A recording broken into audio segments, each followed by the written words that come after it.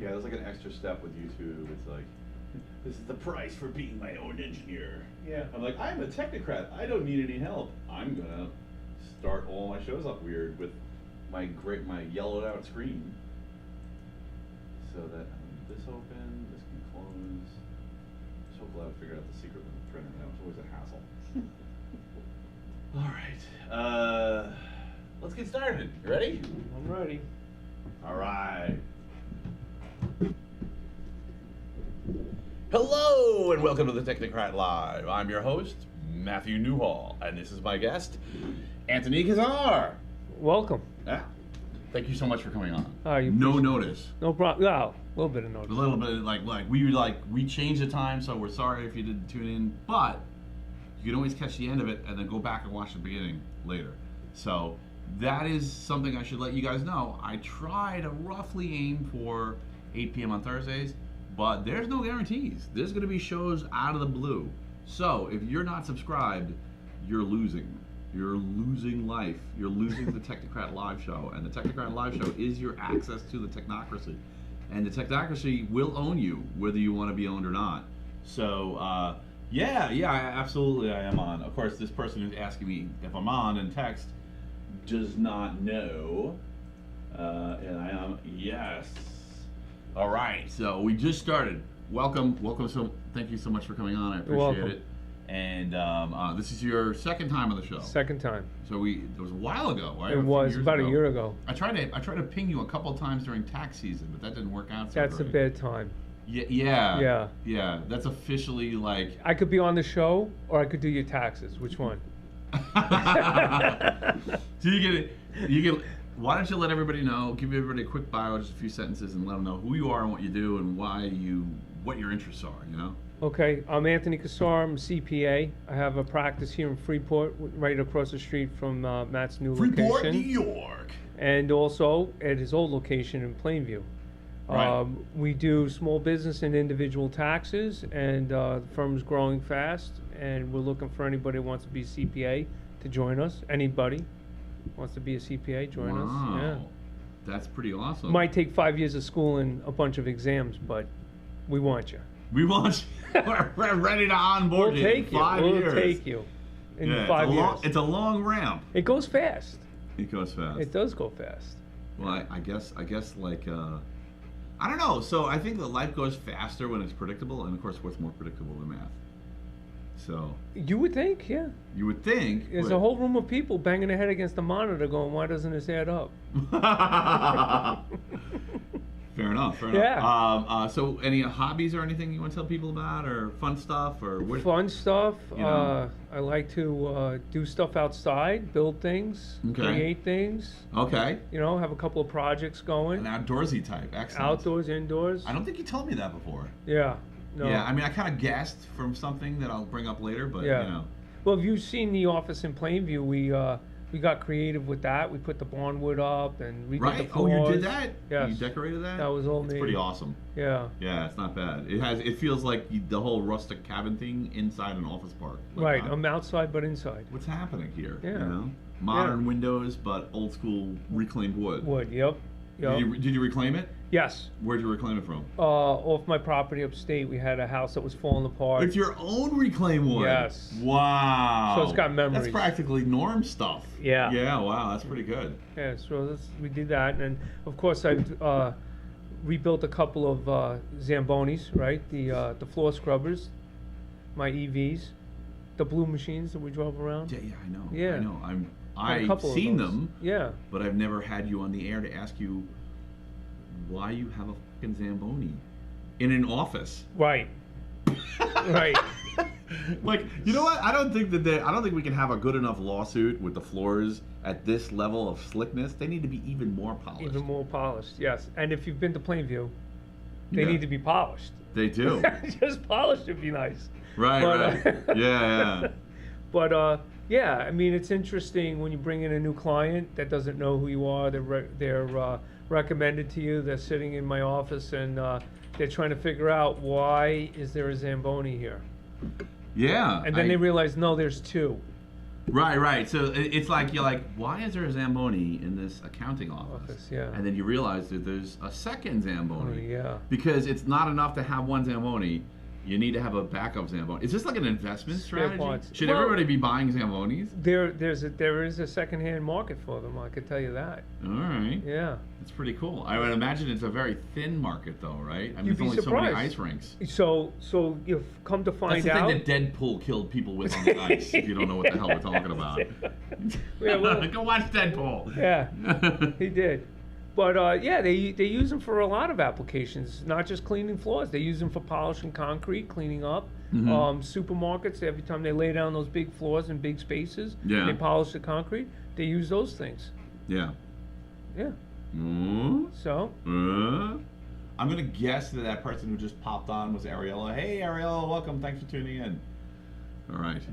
Excellent. So that is a very strange bio, and I have a lot of questions, but I'm gonna save them.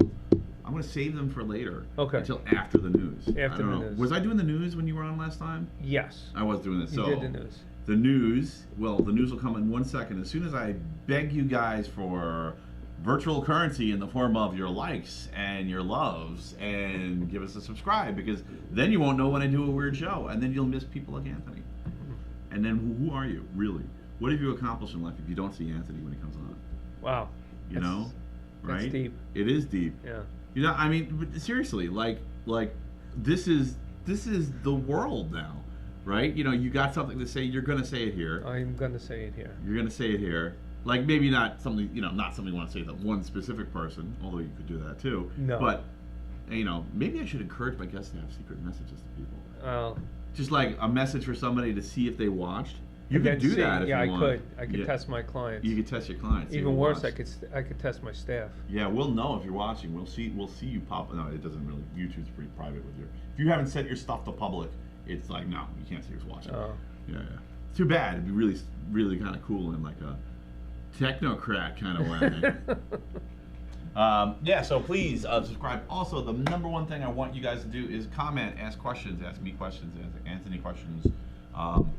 That's what makes this show go around, and I'm pumped to answer them. I want to talk to you guys. I want to, like, especially if I get the facts wrong, or if I've blown something, or if I've missed something. Don't miss the opportunity to interact, because that's where the magic is on a live show. And that's, you know, like, this is, and actually I've got a little story about that in the Dystopia Report. So yes, we're gonna get into the Dystopia Report now. And if you don't know what that is, well, you know how like life sucks, and you're like, man, life didn't suck for people like this like 30 years ago, or 50 years ago, or 100 years ago. Yes, you're right. That is happening. You didn't just imagine it. And that is what we're talking about in the Dystopia Report. So let's get on with it. Let's start with tech government. I'm gonna put my my optical technology on. You ready for this? Because I made it all dim in here because I overexposed the crap out of these webcams, which I'm getting tired of already. Yeah. I want to upgrade. You know, the picture's not bad, but it's just like you have to make it so dark in here to get a not washed out picture. So it's a really good webcam, and it turns out really good webcams are they're really still not that good. They're still not that good. Like my GoPro's better at home. I'm experimenting with that. I'm pretty sure I don't look like that in real life. You do. You're even more handsome. What? You're even more handsome. Okay. I don't know if anyone's ever said to you. No, nobody's ever said that. That you're even more My handsome in mom real might life? have once. Yeah. Once, yeah.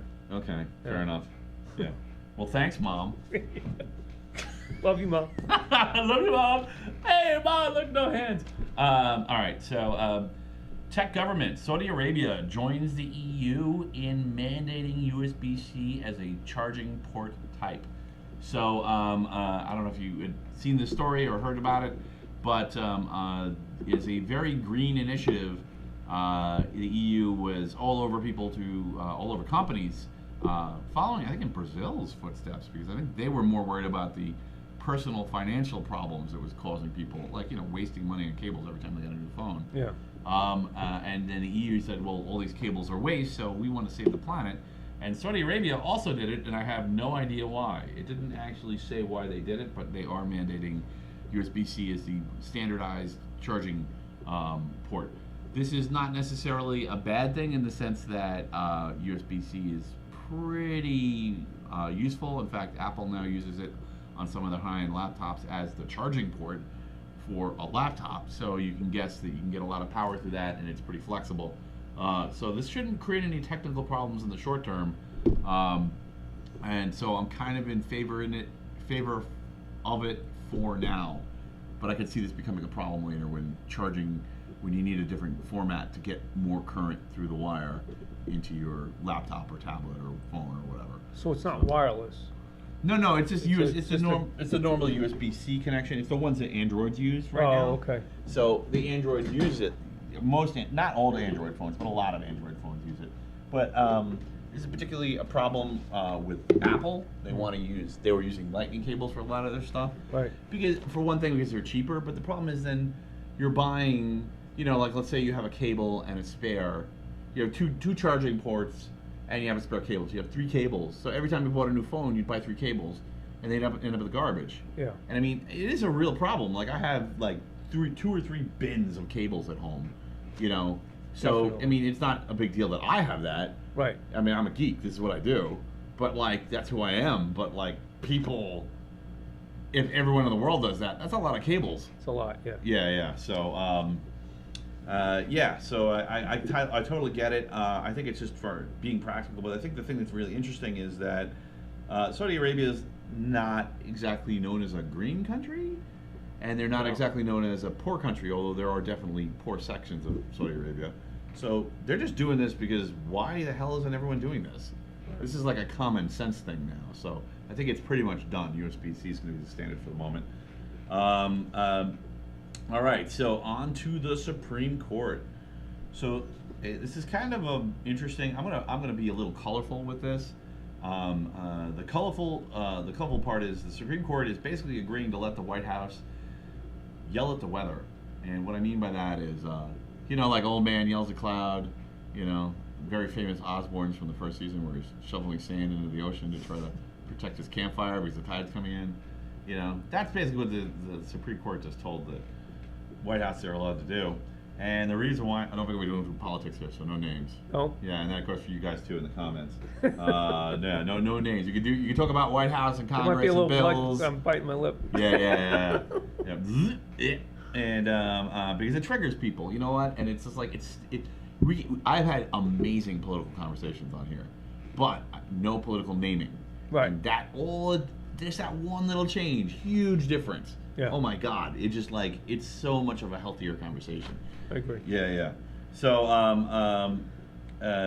which is terrible branding for the politicians. So maybe they should get their act together so that people don't have to do this, so that we can even talk about them at all. Right. Right. I mean, negative news sells, but not when it's so bad no one even talks about you. Yeah. Yeah. Anyway, so this is about ghost guns, but it really isn't. This is about the ATF will be allowed to regulate selling of 3D printed components of guns while waiting on the outcome of other cases. So they're waiting. This is specifically having to do with a case the Supreme Court said in the meantime, the ATF can continue to contribute. So this is actually a story from NBC News, and I'll tell you the source is pretty fucking broken because they're saying this is about ghost guns. This is not about ghost guns.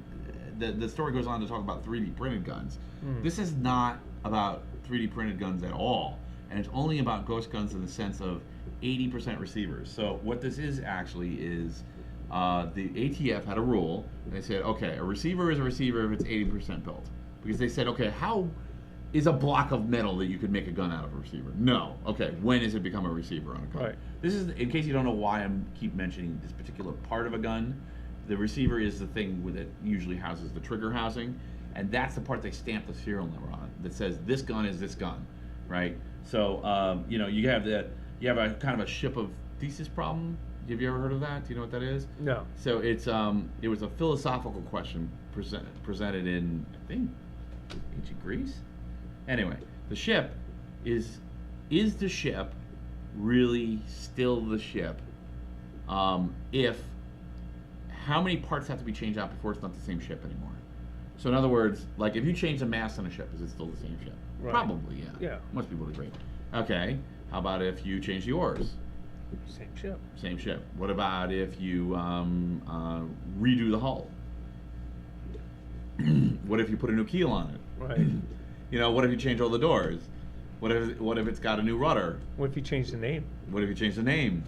You know, how much you have to do before it's not the same ship. So the thesis, the ship of thesis problem is, according to the ATF, 80%.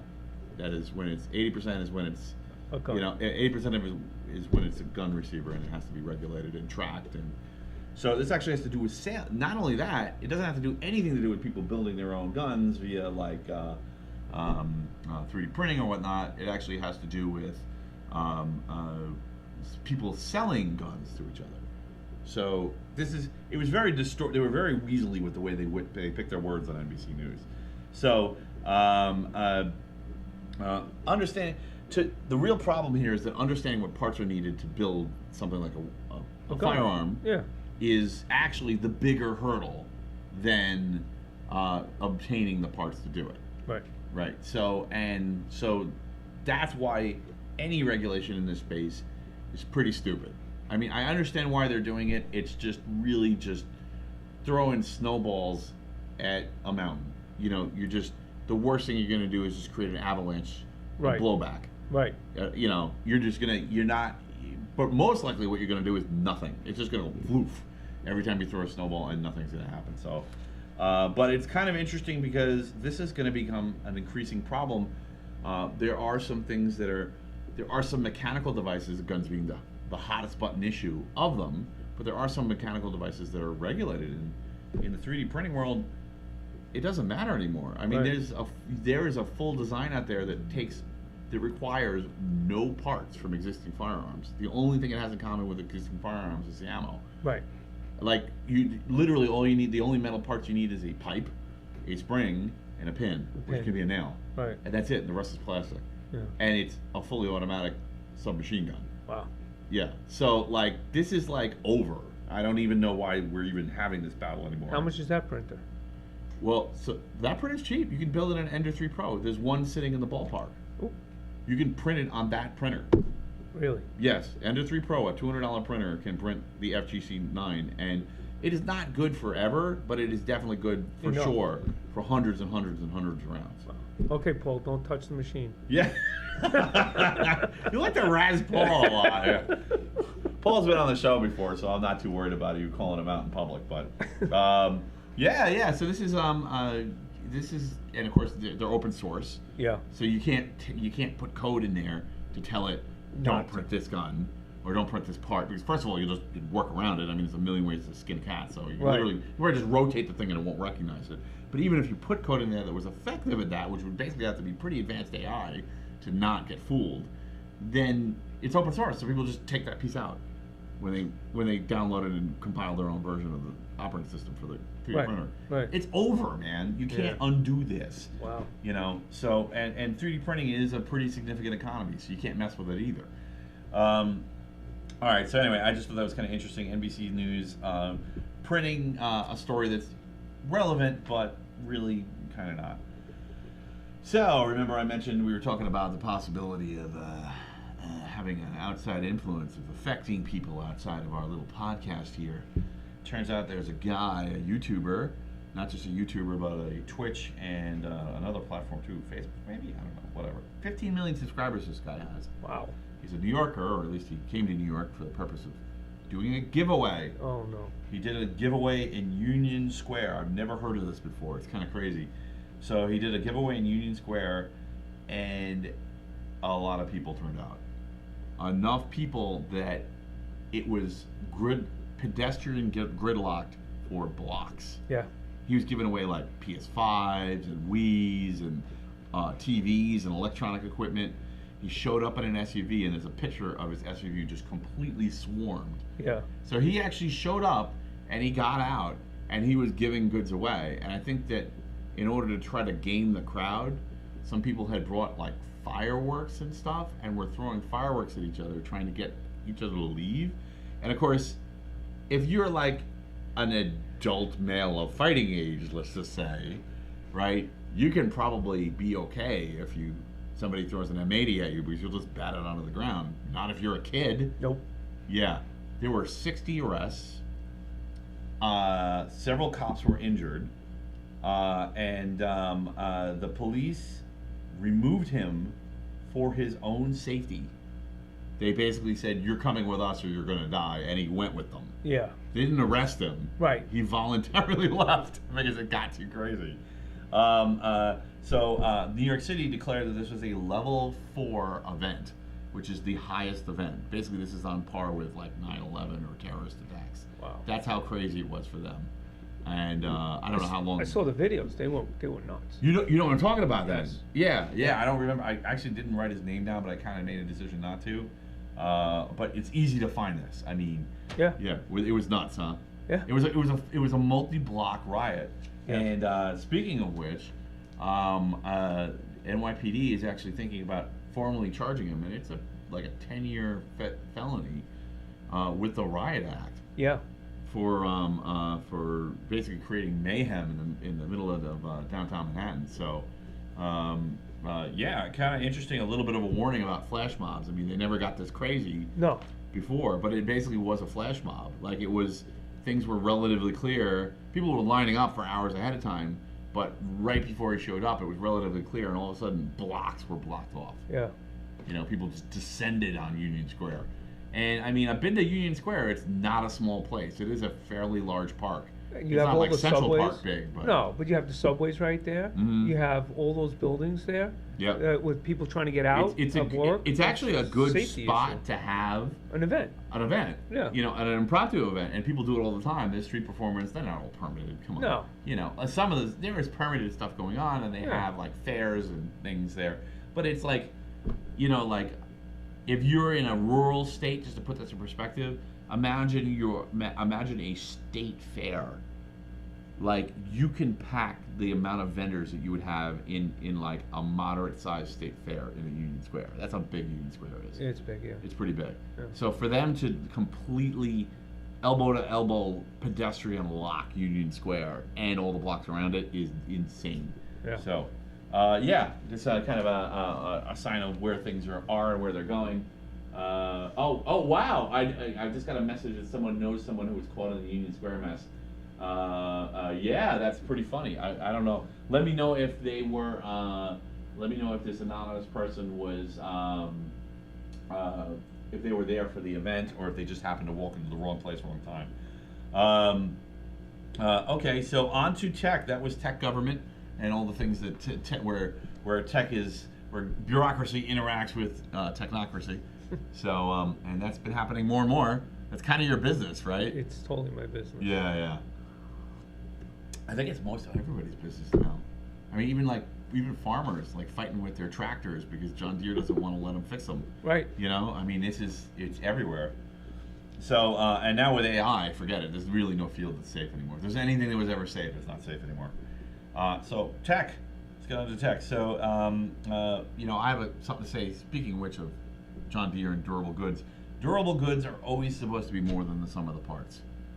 They really are. And the problem is with that they haven't been. A lot of companies have been keeping their source code secret, not giving people access to. Source code secrecy isn't really strange, but they'll even try to keep like the CAN bus level of interaction between the parts in their car secret, or make it illegal for you to go in there and diagnose your own CAN bus, which is crazy. I mean, this is a huge, particularly farmers are the worst hit by this, because they buy a tractor and use the heck out of that thing for 60 years. That's literally where the phrase haywire comes from them fixing their tractors with haywire, which is unshielded copper. Cable, yeah. So, and of course it'll touch something, and the tractor will malfunction, and it'll come back. That's what haywire is. So it comes from farmers doing things the cheap way and becoming a mechanic, so to keep their own equipment going, which they can't do because durable goods have, had all these features that are normally part of them just removed from them through software logic. Well, I got to give credit to GM, who is unfortunately one of the problems with OnStar and the founder of, telematic systems phoning home and telling them what you're doing with your car, and subsequently making your car vulnerable to outside attack through the internet connection. But I have to give credit to GM for this, it's actually pretty good. They are promising bi-directional charging on their new battery platform. So all the cars from GM that are going to be on their new battery platform, the battery platform, I've mentioned it before on the show, is called Ultium, will be able to be bi-directional. So in other words, you can charge your car from your house and you can run your house from your car. Oh, that's nice. So if there's an emergency Right. and you need power in your house, you're going to be able to just go bloop and power your house. Now I assume there's going to have to be a make before break switch or some kind of other doodad in the general vicinity of either your meter or your panel or both, which will make sure that your power doesn't feed back into the line so you don't kill a couple of electricians while they're trying to fix your neighborhood power. You heard it here first, folks. You don't have an excuse. Yeah, but oh crap, I can't see what's going on. Oh yeah, we got something here. Hold on a second. Yeah, couldn't. Oh yeah, she couldn't escape it for a while. Yeah, she doesn't have to be anonymous. Okay, yeah. So it was Jen. Hi Jennifer, thanks for tuning in. And she says it was Taylor, and she says that yeah, she got caught in the mess. I assume that means she wasn't there for the giveaway. She just was in the wrong place at the wrong time. And it says, oh, and that's why you buy a Kubota tracker. I don't know what a Kubota tracker is. Could you inform us? I would really appreciate it. Okay. Anyway. Yeah, so here are some of the machines that are going to that are planned. There's not, I don't think there's only one out right now, which is the Cadillac Escalade IQ, which is on this platform.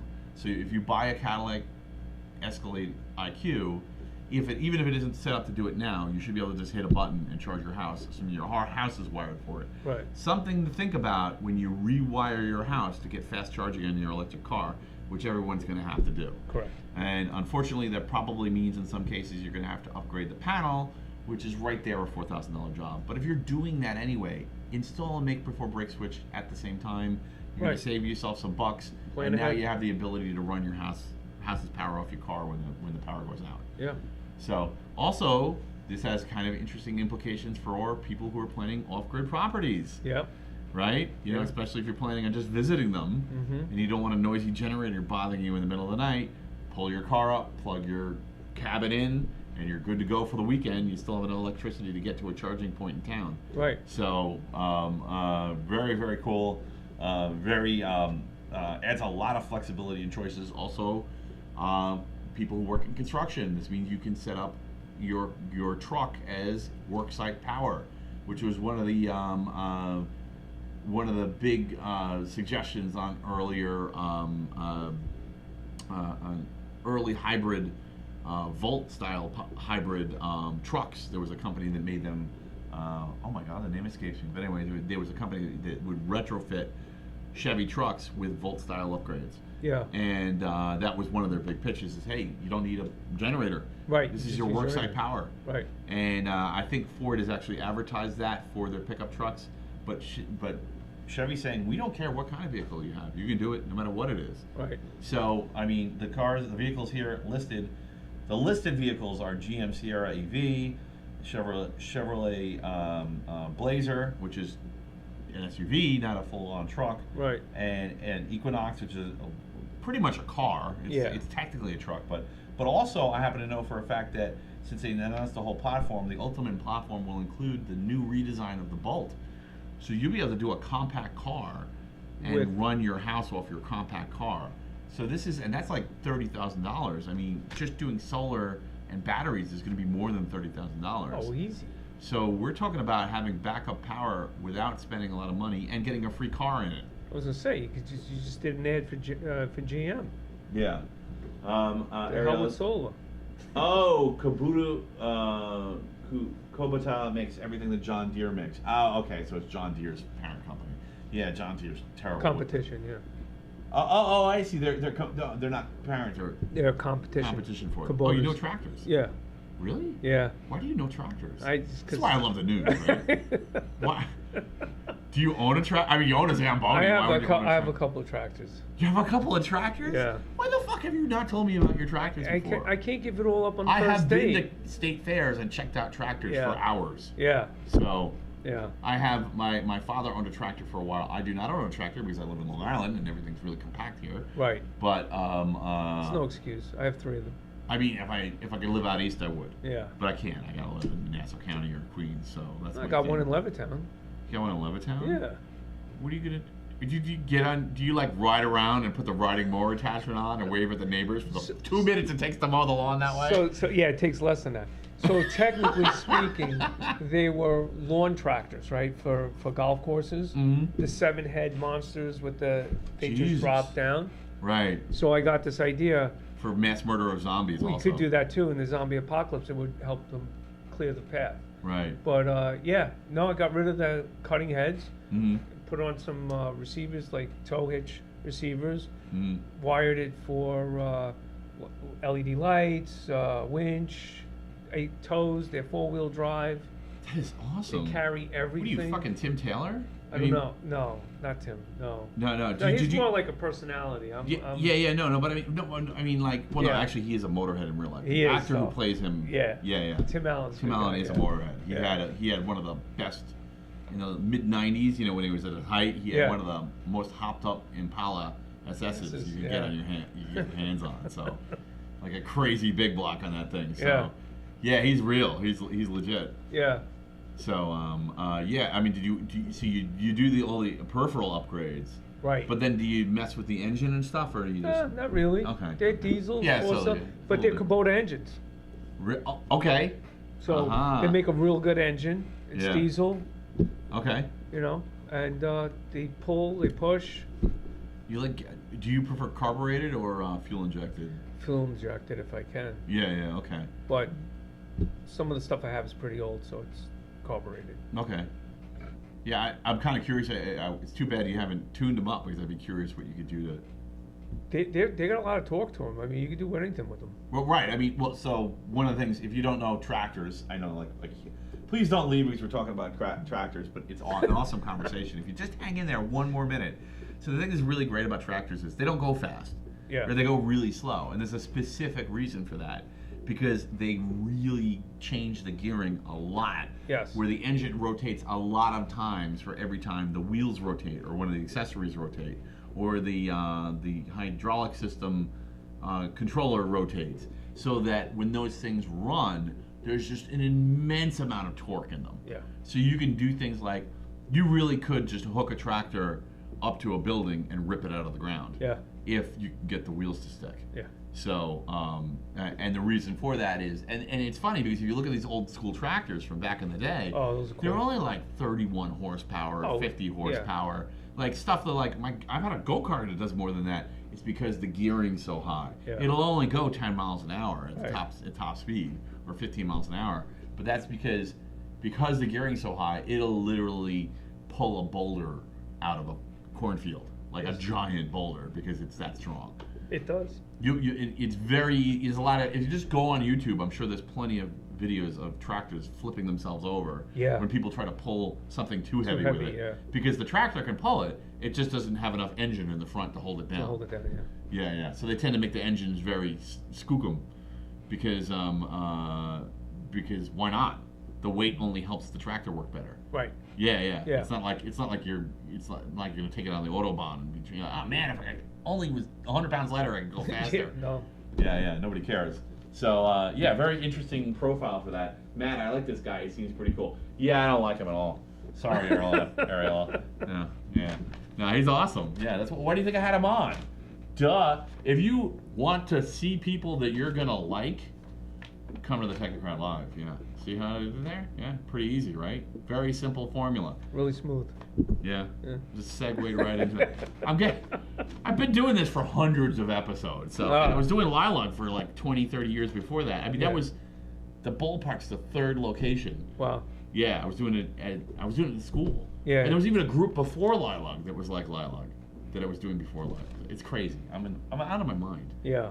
Yeah, is that okay? It's fine. Are you uncomfortable? You're in good company. You don't need a safe word or anything? No, people know me. They say the same thing. That's good. Yeah. You may need a safe word for this episode, please. The safe word is please stop. Okay. Put it in the comments. Ariel says, Rich and I go to the farm machinery show in Louisville, and every February is the biggest tracker show, and that's it. Okay. And she took her message away. Oh, no, it's back. It's the biggest tracker show in the country. Yes, awesome. And yeah, you know, like county fairs are, you know, the games are often silly. The rides are small. They're carnival rides. But if you're into animals, if you're an animal person, that makes it fun. But if you're a machinery person and an animal person, it's like, all right, yeah, this is probably worth it. Yeah. Yeah. Food's not always good. Sometimes it's great and sometimes it's really hit or miss. So, yeah. And nobody wants to puke in one of those blue porta potties, you know. All right. So anyway, so that's the news out of GM. Good for them. Congratulations, you guys, for doing the right thing. And you know what the next hurdle is, right? The next milestone I want to see for EVs, after being able to, you know, run your house and two-way charging. Well, no, there's some of that too going around. I saw one. I know. We had a big hype thing last week about superconductors and how it might actually mean flying DeLoreans, but it looks like it. I'll get into it in a couple of stories. I'm not pulling back my position, but I am dialing back my enthusiasm. My enthusiasm is being curbed, but I am still on board. I still think it actually is legit, or at least it's very close to legit, and this will be the source of future superconductors. But anyway, it's not flying cars. It's being able to charge your car while it's rolling, while it's driving. It seems so simple. Right? The wheels are turning. Why aren't they can light up little lights when they spin that generates electric? Why isn't that going back into the system? Well, the regenerative brakes, so that's interesting. Not all cars have regenerative brakes, and I agree with that. And actually, there's an interesting problem with Hyundai. Their IQ apparently did something pretty dumb with their regenerative brakes. So if you put the regenerative brakes on in a Hyundai IQ, when they engage, in other words, when they start decelerating the car, if your foot's not on the brake pedal, your brake lights don't go on. And it can actually decelerate it pretty aggressively, and there's no regulation about this, and there's no best practices for this. So even though it would be fairly easy for the car to calculate, oh, I'm in negative horsepower, the brake light should be on. Right. It doesn't. I'm slowing down. It doesn't. It depends on your foot. But the car stopping no longer depends on your foot. Wow. Yeah, but that's not even the problem I'm talking about. I'm talking about having an electric pickup, throwing a generator in the bed, and now you have a range extended pickup. Yeah. Why the fuck can't we do this? You know, that is the next thing, and I know they're going to be like, look, car manufacturers, you don't have to say that's the application. You can say, oh, what if you want to put some solar panels on the bed of your pickup? Right. Right? And charge your batteries while you're driving. Perfectly reasonable. Yeah. Yeah, you don't. It doesn't even need to be a huge power input. Nobody says it has to be sustainable forever. Right. Just add to the. Just a range extender, right? Yeah. Because that would, you know, the pickup trucks are your big money market, right? That's where you're gonna get the most cash, and those are the guys that are gonna hesitate, and the girls that are gonna hesitate the most. Because they're gonna be like, I don't want to get caught without a charging station. Yeah. If they can range extend it, there's no excuse. Right. Right? You just sold all the electric pickup trucks. Everyone's got to retool. Think about it. Anyway. Laura May, thanks for tuning in. Wow, good to see you. Hey, Laura. She says we're looking good. I told you you look good. All right. He looks Appreciate good, doesn't that. he? Let him know. All right, on to science. Oh, no, wait, no. I retract my science statement. We have one more story. It snuck in there. And this is actually kind of a news to me, and this is going to, I'm hoping, spur a broader conversation. So I sat down with a good friend who I've been trying to get on the show, and he won't come on. But he told me about something I didn't know about. So it's in the news to me category in tech. Alphabet, which is the parent company of Google, apparently for like almost 20 years, I think 20 years, 16 years maybe, bought a company and was funding a program where they were trying to make flexible, in other words, kite-like power generators. So in other words, instead of standing up a huge rod, use the wind to keep the kite in the air and then use the kite for power generation. Okay. So theoretically, you could scale to any size. You could deploy and undeploy at any moment. Super useful for people if they want to go off grid or something. Sure. And could even maybe be rolled out for emergencies. Like let's say there's a super hot day and you're in a windy area. Dust these things off like you dust the salters off every year. Yeah. So the roads are clear, and just drive them out and launch them and run power back to a substation someplace. Right. Right? Seems like it's like a no-brainer. Well, apparently they decided in 2020 that they were not going to do it anymore. And I'm kind of bummed out because it seems like there's a lot of that flexibility, has a lot of, well, it may not have a lot of day-to-day costs, structures supporting it. But in emergencies, it makes sense. In emergencies and ancillary power too. So both, yeah. Right? You know, like it gives you a way to ramp up. And this has been a problem. This is a huge problem now. Musk was in the news last week for saying that, sounding the alarm and saying, oh my God, we're about to grow 30 to 40% in electric car sales, and the municipalities are not stepping up, and the grid is going to have problems. Like Musk said this. The guy who runs Tesla, who's, you know, he opened up the specs on the supercharger network. Yeah. And when he did that, the Tesla network became the de facto network. Like this was a few months ago, and I covered it. And I'm like, I know what's going to happen now, because they already had the biggest network. And once he said anybody can use the Tesla supercharger standard, like you can plug a Tesla supercharger into any car, and there'll never be any patents or fees or restrictions. You know, just the technical restrictions of how it works, and that's it. And that was pretty much it. Like every car manufacturer has basically come out and said we're gonna be compatible with this, even though there's an open standard, because there's no charging ports. Right. You know, and it was really clever because now he's going to own the network too. Of course. You know, the charging network. So, and of course, that doesn't mean that someone else can't come up with mom and pop's Tesla supercharger, but you know, I mean, we can't call it a Tesla supercharger, but you know, everyone will know.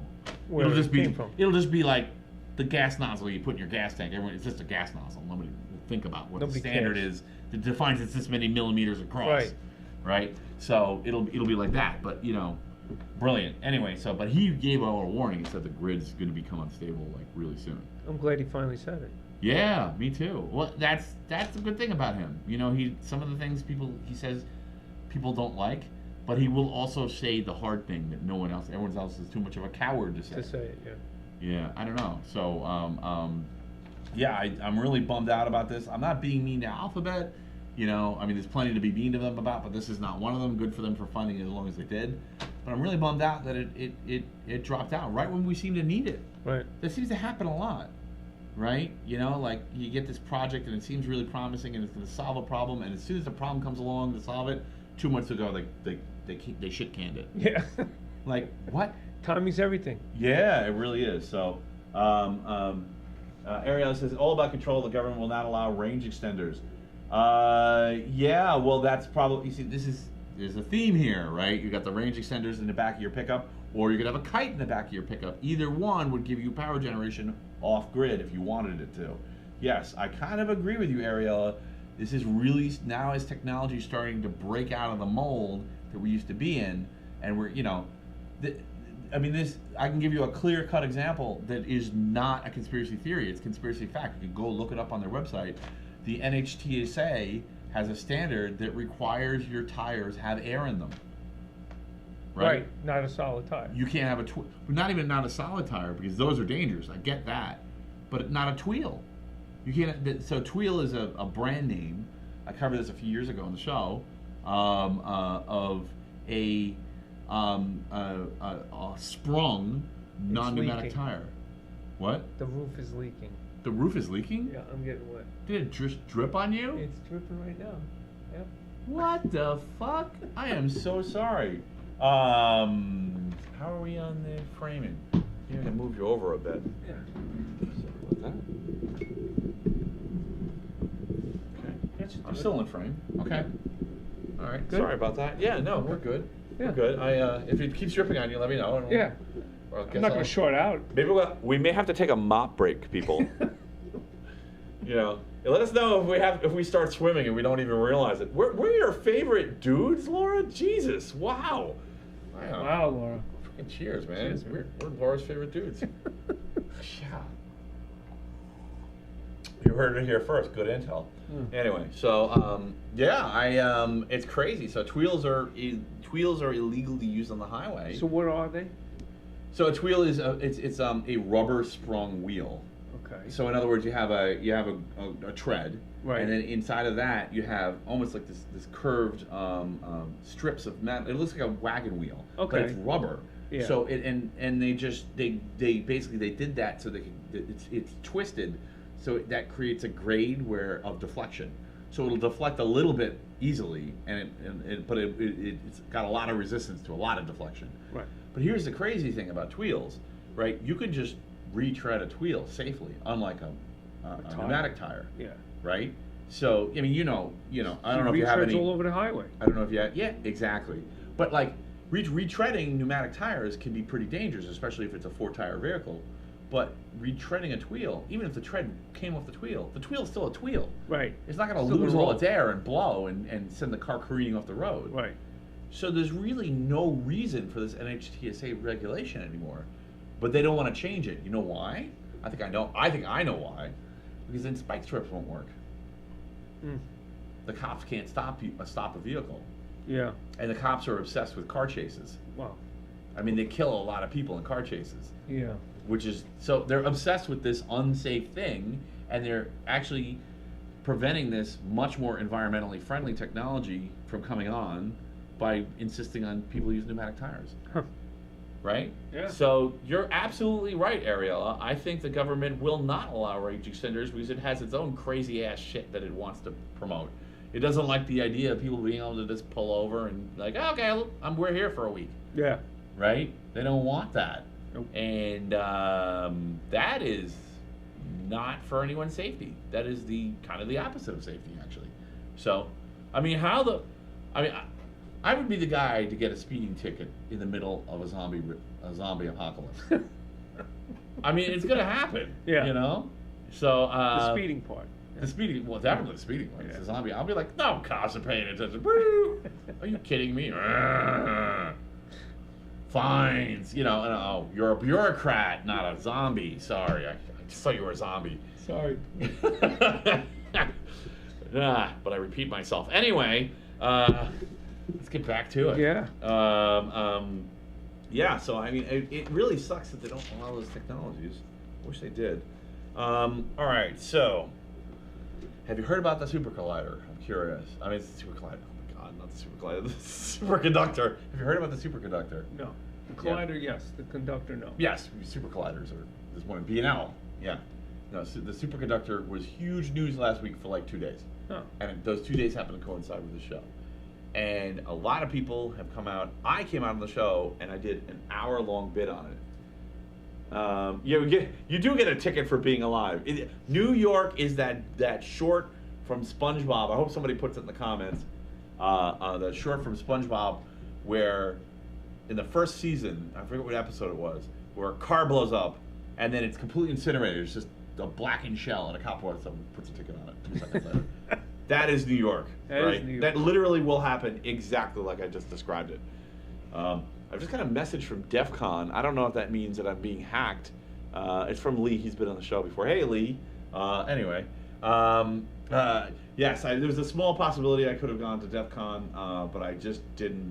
It just wasn't in the cards this year, but maybe next year I'll try to get to DEF CON. Maybe I'll do something live from DEF CON. You know what DEF CON is, right? No. DEF CON is the world's biggest hacker conference. Oh.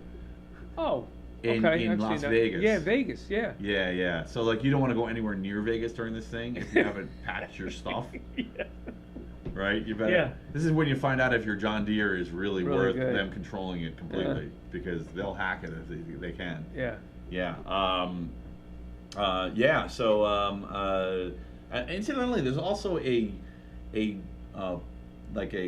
industrial and goth kind of industry party called DEF CON for music in New York, but no relation whatsoever.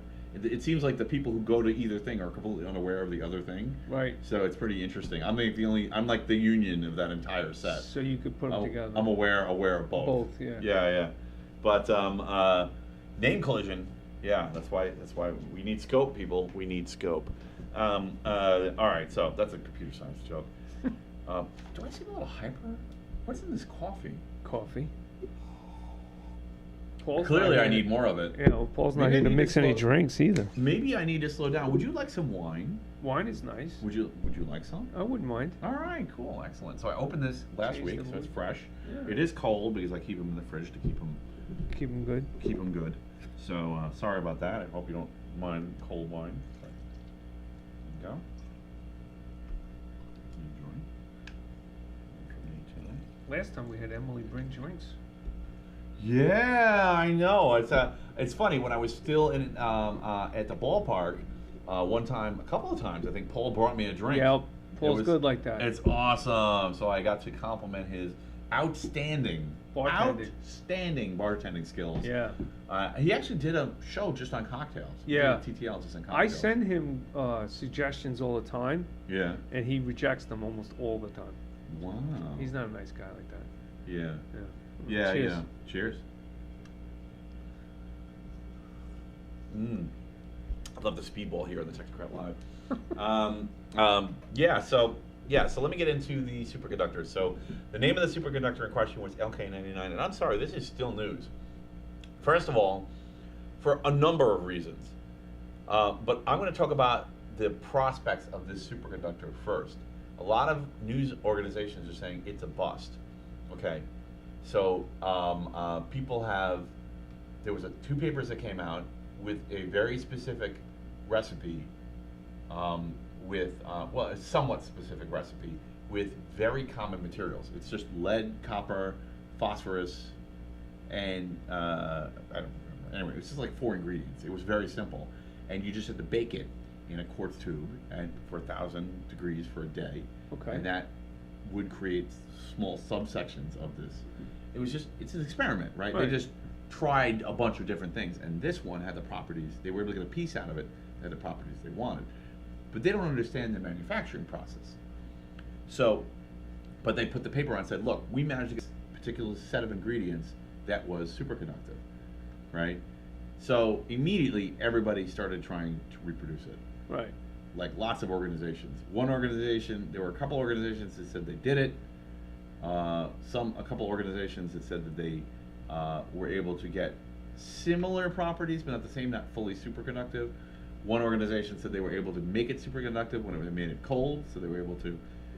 But here's the really crazy thing. Here's the part that people don't seem to get. It's a week old. Science, peer-reviewed science, takes 8 years. All right, just because the recipe's simple, right, doesn't mean that you're going to get replicate it. consistent results. In fact, a non-specific recipe that's making a particular molecular crystal is probably not going to have consistent results.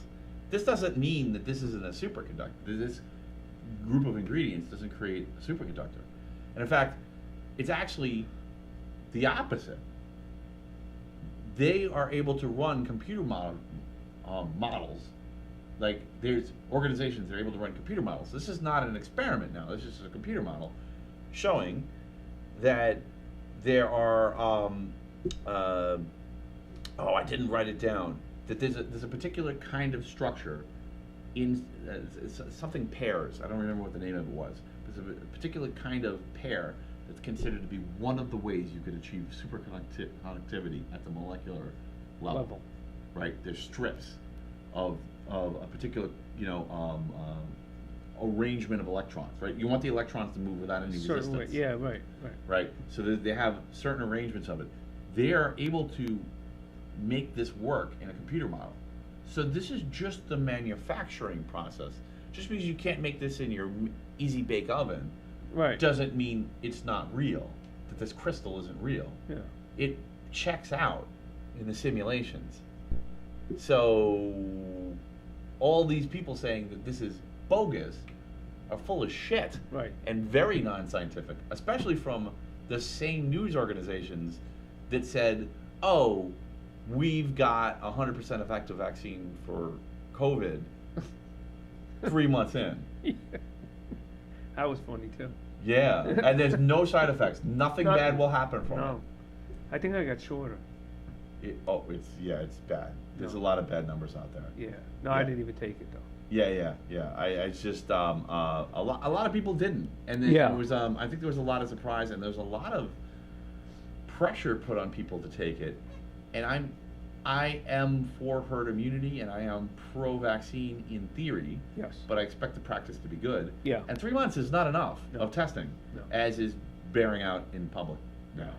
So, but I'm not even criticizing scientists, and I'm not even criticizing pharmaceuticals right now. I do sometimes, but I'm not even doing that right now. I'm just saying, when you're a politician or you're a journalist, and something has been tested for a couple of months, and you say science with any vigor, you're an idiot. Yeah. Take the lab coat off. Nobody Yeah. believes you. Yeah. Well, hopefully. Hopefully nobody believes you. Yeah. Hopefully nobody believes you again. Yeah. And that also applies here. Yeah. For the opposite reason. It's a bit weak. Yeah. Jesus. Yeah. The fucking simulations bear out that the crystal that they described in the paper should work as expected. Right. So it makes perfect sense that maybe they just got lucky and rolled a lucky die where things happen to pour in the right order. Right. And the example I like to give of this is Edison, Right. right? Right. How many different ways did he try and conduct How many electricity? years? Yeah. How many years was he trying to make a light bulb that wouldn't burn itself out Right. like that? Yeah. Years. And he had the right idea from day one. Right. He just didn't have exactly the right materials. Correct. Yeah. He thought you needed a vacuum. A vacuum's not optimal. You want a near vacuum with a little bit of inert gas. Right. You know, it turns out that the ideal filament is tungsten, Right. Not Right. hair. right? And yeah, but he tried everything. He tried all the different materials for the filament. The structure, the concept of the light bulb was right. Yeah. If he could draw it on a chalkboard, and it'd be exactly something we recognize today, but the implementation wasn't quite there yet. The process of building it. That's the case here too, people. It isn't that LK99 is a bust. It's just not proven yet. Right. It looks good. I didn't just say that willy-nilly. Yeah. So, and even if LK99 itself turns out to not be the superconductor we all end up using, it's probably going to be some kind of derivative from the process that creates the crystal that demonstrated at least benchtop superconductivity. But why don't they want? What are they worried about? Everybody going home and firing up that grill and making one? I mean, really? Well, you can go a few ways with this. One of these is what Ariella said about they don't want anyone having any real power. Right. Anything where where you can't control people, what people build, what the technocrats are doing through logistics. Right. Right. That's how the bureaucrats control the technocrats.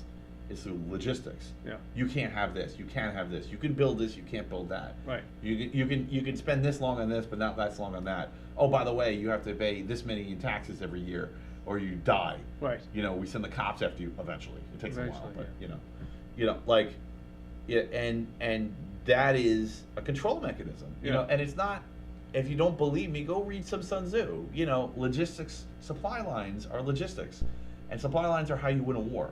Yeah. If you lose your supply lines, you're going to lose. Yeah. Your soldiers are going to starve, right? Yeah, we won't talk about the one that's going on right now. So, but this is the airplane is the first time. Well, I gotta come back to that. What was that again? Ukraine cutting off the supply lines. Oh, yeah. They're starving out. Right. Well, that's what you do. That's a siege. Yeah. I mean, it's as old as castles. Yeah. Yeah, that's what you do. Like if somebody holds themselves up in something you can't get into, you just wait. Just wait long enough. Right. Yeah. This is why, any kind of bastion, any castle is never a smart idea in any kind of long run. Right. It's only supposed to be there long enough that you can either defeat your enemy or make a new plan. Right. Get out. Yeah, get out or call for reinforcements. Yeah.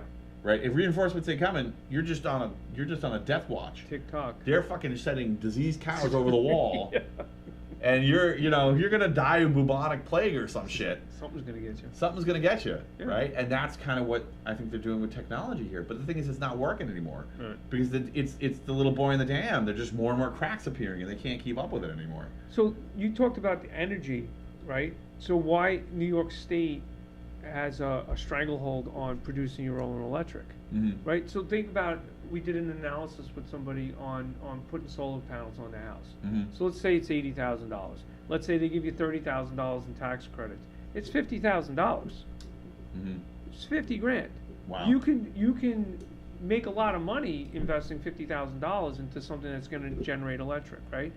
But there's a limit to what they'll credit you on your electric bill. You're still going to pay, I think the number's 30% of whatever you use, right? But the rest of the solar panels don't know to shut off and stop generating electric. There's still power going into the grid.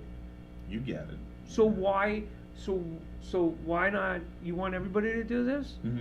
You know everybody's not, right? Not everybody does everything. So, and not everybody's going to be efficient with their electric use. So throw on the panels.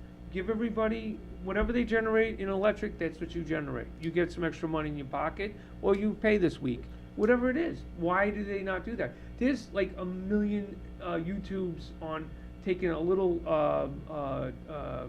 dynamo, turbine. You put it in your, what do you call it? Rain gutter, right? A couple of wires, goes to an inverter, you're charging 10 batteries. A storm like this, a little bit of water, doesn't take much. You could be generating electric a million different ways. Right. Why can't we do that? I think the water is generating electricity. Yeah, it just charged me up.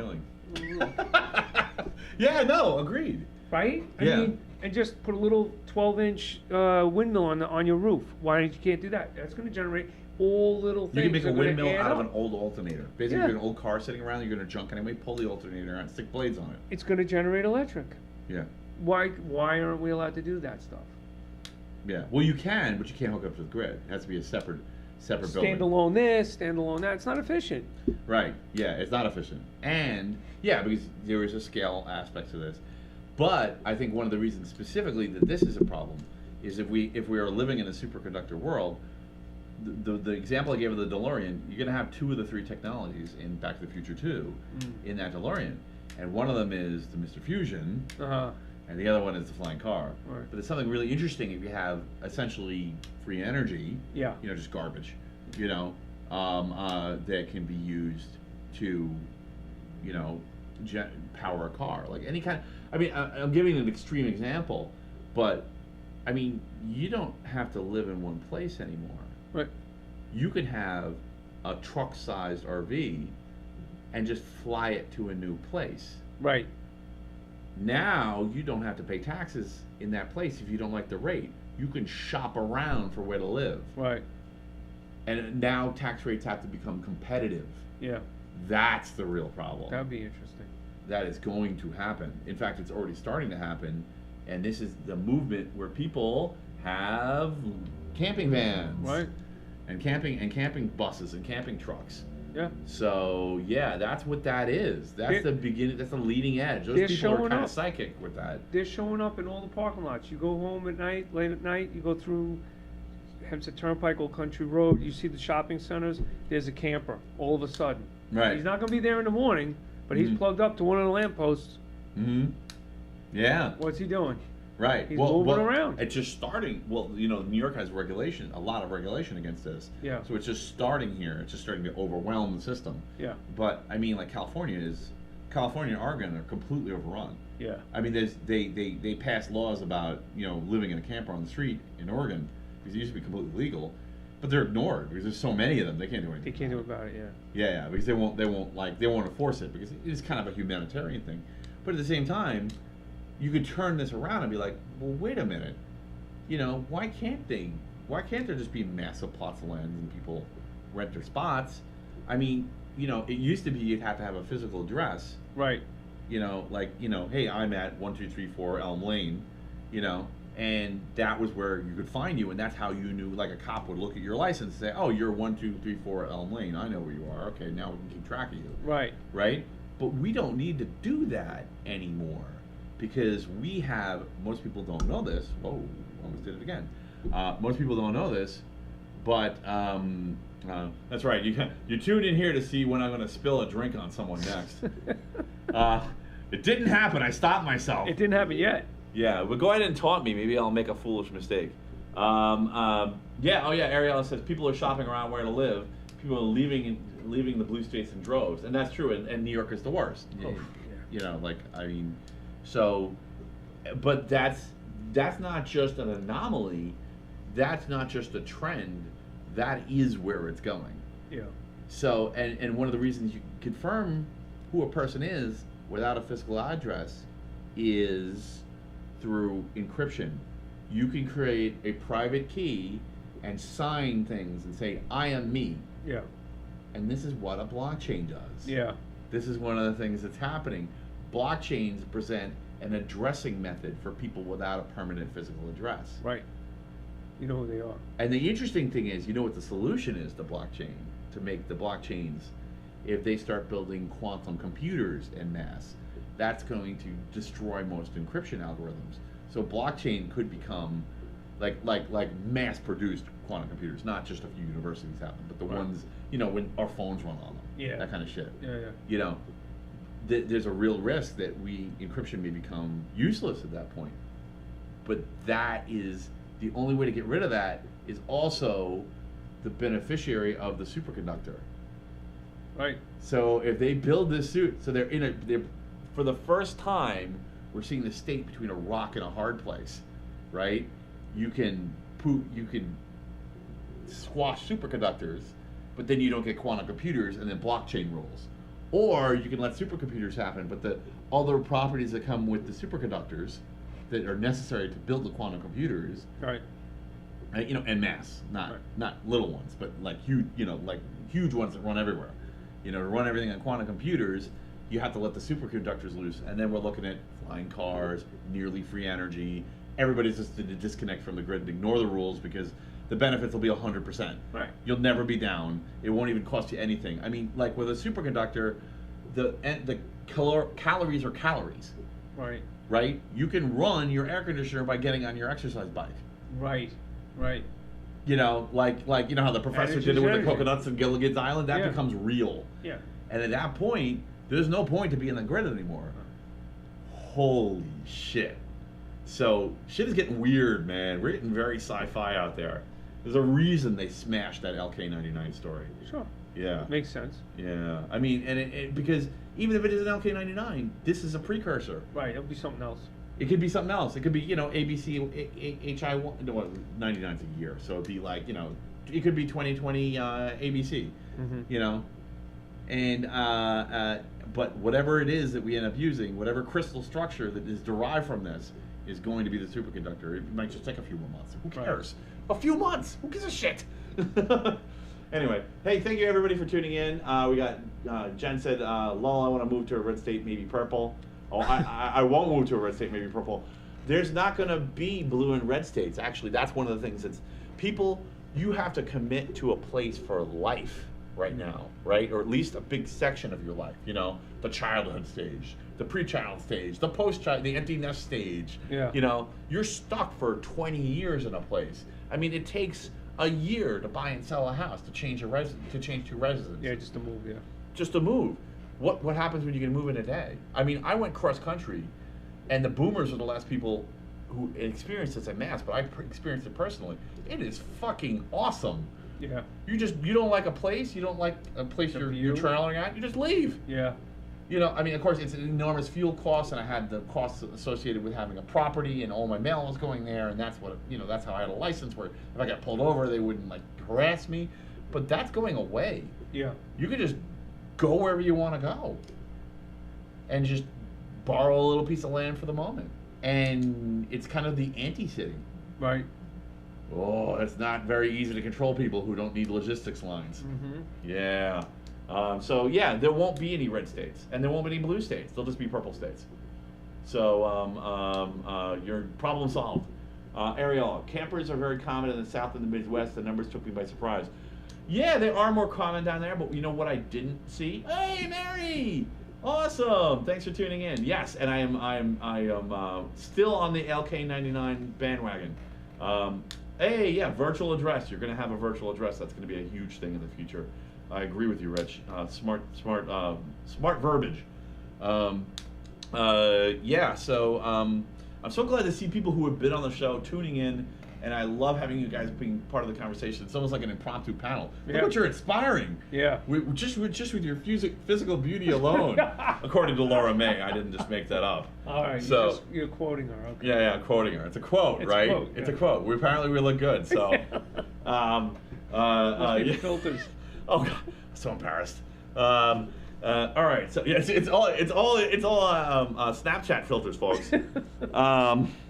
Yeah. So anyway, so I would say don't count LK99 out yet, but follow the story. Keep following it, because even if that isn't the specific technology, they may be a new name.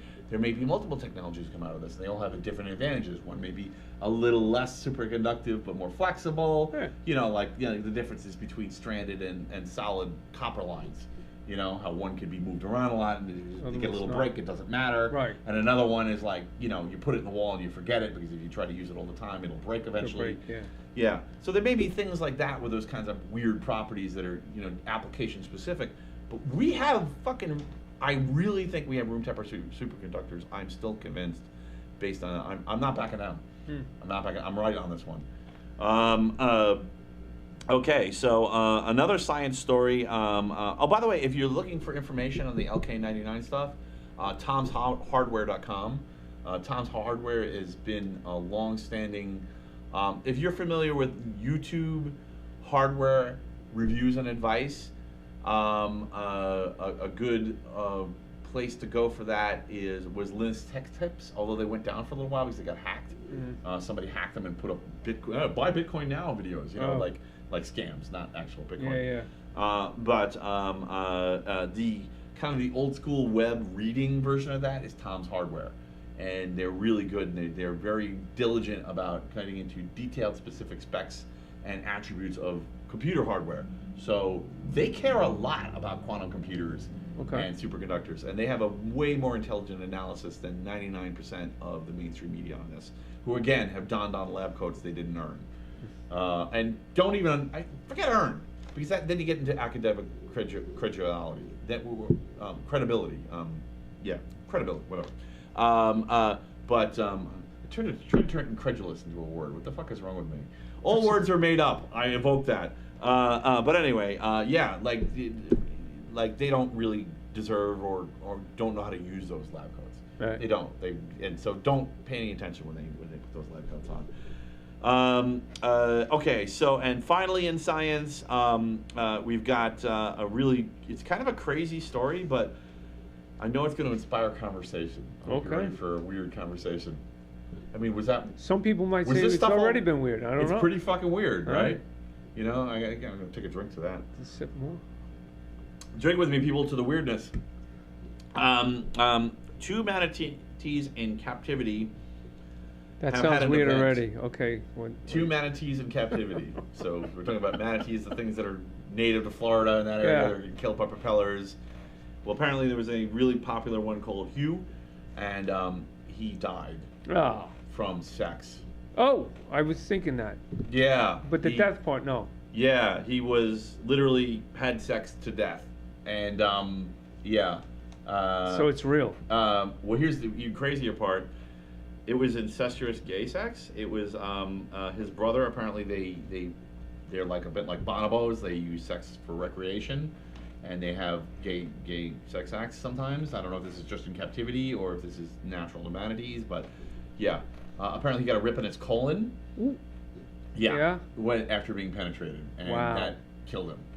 So I don't know what this wrecked means. him. It nearly killed him. Yeah. Okay.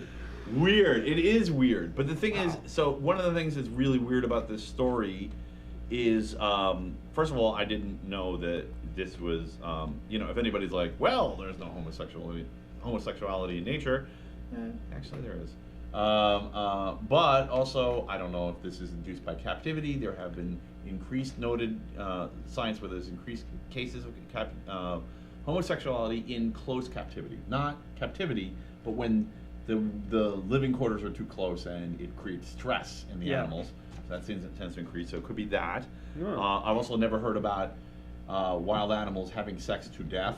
No. Yeah, I've never heard of that. So, you know, you would think there would be some kind of complaint or something, but apparently, you know, I don't know if they're going to wear leather. You know, what? But like, it's very strange. I don't know. It's a HuffingtonPost.com if you think I'm a lunatic. I mean, I am a lunatic, but that doesn't mean this isn't true. I'm very picky about my science stories. I expect them to be well cited. Yeah. So, in case you, then as also an example, TMI, Laura May said. TMI, Ariel said. Yeah. Well, you know, I mean, but this is this may come up in future episodes, and yeah, I mean, it's what happened, and I don't know what this means, and I don't. But it is an important. Don't get locked up with a manatee. When you have complaints by who? I'm not sure what you're saying. PETA? Yeah. PETA might get angry. Who? PETA? Oh, PETA. Well, I didn't make them do it. As far as I know, the aquarium or the organization that was housing them didn't stop this. I mean, wow. they considered it to be okay. Like this. Yeah. This is something that happened multiple times that day. Wow. It was just that last time. Yeah, yeah. So, I mean, oh, the huge manatee. I don't know. You know. Yeah, I think it was. Oh, the humanity. You get it. You know. Yeah. Hindenburg, yeah. Anyway, I'd say I had to end with the joke. Yeah. I don't usually do that in science, but I had to do it today. That was yeah. Perfect joke. I mean, come on, you got to give me credit for that one. All right, I had to do it just for that. Anyway, so that's it for science. Believe it or not. Way to finish it. We hit the apex of weirdness. Yeah, that was it. That was it. Yeah. I can't believe you have Zambonis. So yeah. So we usually do the Owie Award. So I want to know, I mean, who wins the Owie Award in today's Dystopia Report? So the Owie Award is own worst enemy. So who is their own worst enemy? What do we got here? Saudi Arabia is not it, I don't think. No. SCOTUS, you know, they're kind of saying it's not our problem, get out of our face. The YouTuber who created a riot in New York City, he might be a candidate. Yeah, he's top 3. Yeah, definitely not GM. They're doing fine. Maybe Google pulling the plug on this kite thing right when we need it. You know, like a couple years before we need it. And of course, LK99. Well, the media is kind of its own worst enemy, promoting the idea that LK99 is junk, even though it probably isn't. A, because they're going to lose even more credibility if that was possible. They're number 30 in the dumps. But also because you know, they're kind of promoting the idea that the best hope for superconductivity, which is the best hope for quantum computing, which is the best hope for derailing derailing blockchain, which, by the way, doesn't necessarily isn't what's going to have to happen. Blockchain could still succeed with a different algorithm, right? But the current algorithms are not very resistant to quantum computing. You can crack them with quantum. Yeah. So yeah, maybe there'll be new algorithms. Message redacted from Laura May. Yeah. Yeah, I love it. People are deleting their own messages. Please keep it up. I love the spicy comments. Thank you. I love you all. I love you all. You know, I'm not gonna bite a bat's head off, but if you keep up the saucy comments, I might. Yeah. So who's their own worst enemy? And I'm not gonna mention the last one because I'm gonna disqualify. I'm gonna say the zookeeper. The zookeeper. Right. Right, because now they're in the middle of this. Yeah. This is gonna be what they're known for. A little parental controls would have gone a long way to. This is, as far as I know, this hasn't happened. I've never heard of anything like this, even in any species. Yeah. Much less manatees, much less a beloved manatee. I mean, if you remember, I mean, kudos to them for admitting what happened, but yeah. I mean, they could have just lied. Remember when you were a kid doing the bus where you go through the animal park? What was that in Jersey? Mm-hmm. And the monkey would go on, rip your parents' antenna off the car, and then you'd see the two rhinos, and you'd say, "Why is one giving the other one a piggyback ride?" Yeah. Kind of was happening. Yeah, there was chaos. Can't say you didn't see it. Yeah, you definitely see it. Saw it then. Well, I watched a lot of nature back then. That might explain a few things. I watched a lot of PBS, you know. So that might. Yeah. Laura May, I'm confused. We're not explaining it. No, we're not explaining it. We're not. No, you don't get it explained. But I would say, yeah, the zookeeper was a good. Yeah, I would say that. Yeah. There you go, the zookeeper. You got out of it this time, YouTuber, with your riot. Mary, commission to the zookeeper in the cage to see how they like. You know, I mean, also that, you know, like at the same time, you know, maybe they're gonna have to implement some sort of sonar. So like, you know, some sort. I mean, they have really short arms, right? Yeah. They can't really do like, you know, like a really, safe tap or something. No, you know? no tapping out. There's no tapping out, right? So I don't know. Just fluttering. Yeah. But I mean, you know, they were the worst and the best actors. The zookeepers were the worst and the best actors. Yeah. In this whole thing. Yeah. The zookeepers who shall not be named. Yeah. They were not named in that, right? Yeah. No, please don't. We have controversy in the comments. See, this is where we really need to go. Excellent. Thank you. Like I said, thank you for keeping it spicy. So, why do you have a Zamboni? Tell me again. It's just a challenge to myself to see if I could figure it out. Really? I figured it couldn't have too many. Just how to drive it or how to fix it? Just to fix it. Were they broken when you got them? They said it was broken when I bought it. Okay. So go ahead. Yeah. So So I figured, well, how hard could it be to fix it? Okay. It's got a couple of batteries. Mm-hmm. It's an electric motor. Mm-hmm. It's got a push button to start it. Like, you know, Right. you touch the button, it go forward, push the button the other way, it goes backwards. How hard could it be to fix it? How did that happen? Did like your brain get? Let me take whip off my glasses dramatically. All right. How'd that happen? How'd that happen? You know. Late night auctioning. Late night auction. So you with an eBay password, a couple of drinks. No alcohol involved. No alcohol involved. No. Okay. Yeah. So the that would be inspiration worse. was from within. Yeah. What would happen if it was alcohol? It would probably be. Would have been like a blimp or something. Yeah. Well, yeah. I did win on an auction a street sweeper. Yeah. I owned it for 24 hours. You owned a street sweeper for 24 Yes. hours. Did you flip it? I wanted to at least drive it. It's got 2 steering wheels. It's got cameras all around, so you could drive it from either side. So It's got you this bought a giant street wagon. sweeper. Yeah. I did not know this about you. Yeah. I feel like we're getting into your security questions here now. Well, it's you know, kind of personal, but yeah. like, you know, you owned a street sweeper for a day. Yeah. And then you drove it. I never got to drive it. Oh. Yeah. Why?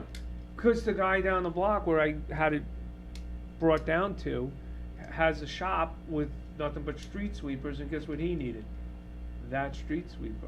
Not just any street sweeper. That one. That street sweeper. Because the week before, his driver wasn't paying You're not attention. playing me right now. No, absolutely not.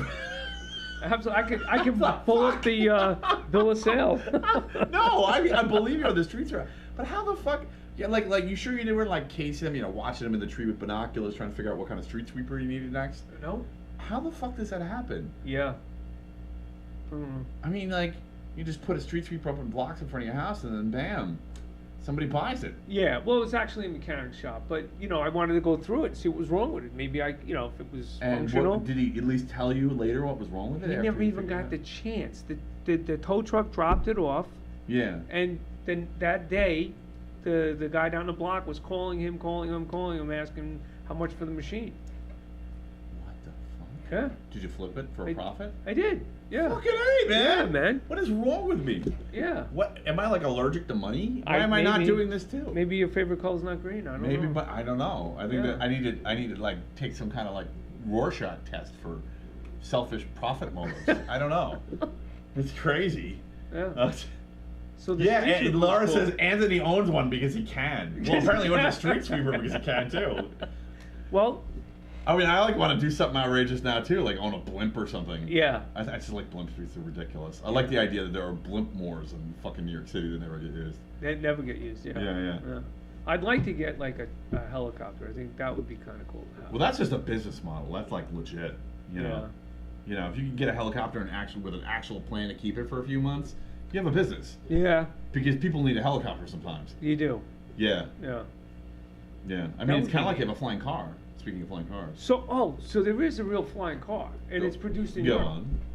So you ever see that show, Top Gear? Mm-hmm. The 3 British guys. Mm-hmm. Okay. Well, now it's now they have a new show on Amazon called Auto Grand Crash. Tour. Yes. Grand Tour. Is that? Yeah, the new one's Grand Tour. No, well, that also was a thing, but I think now it's Grand Tour. Okay. The current stuff is Grand Tour. So I was watching this episode of Eurocrash where these three maniacs get these cars and they are driving through Scandinavia. Maniacs. They have to be above the Arctic Circle, Mm-hmm. and they got to pick their own cars. They go to a submarine base. Mm-hmm. They crash cars. They sink one in a lake. I Right. mean, like, and it's real because you see it happening, and you're like, "There's no way this is staged." Somebody would have to be completely out of their minds to subject themselves to sinking on a lake. Right. Okay, so my next favorite show is that. That is fucking great. insane. I love it. I love that. I love them. Yeah, but Brilliant. one of the things And they they're had. really sarcastic. Oh my God, they're mean to each other. I love it. They're not just mean to each other. They're mean to the car manufacturers. They're mean to mechanics. Yes. They're mean to passersby.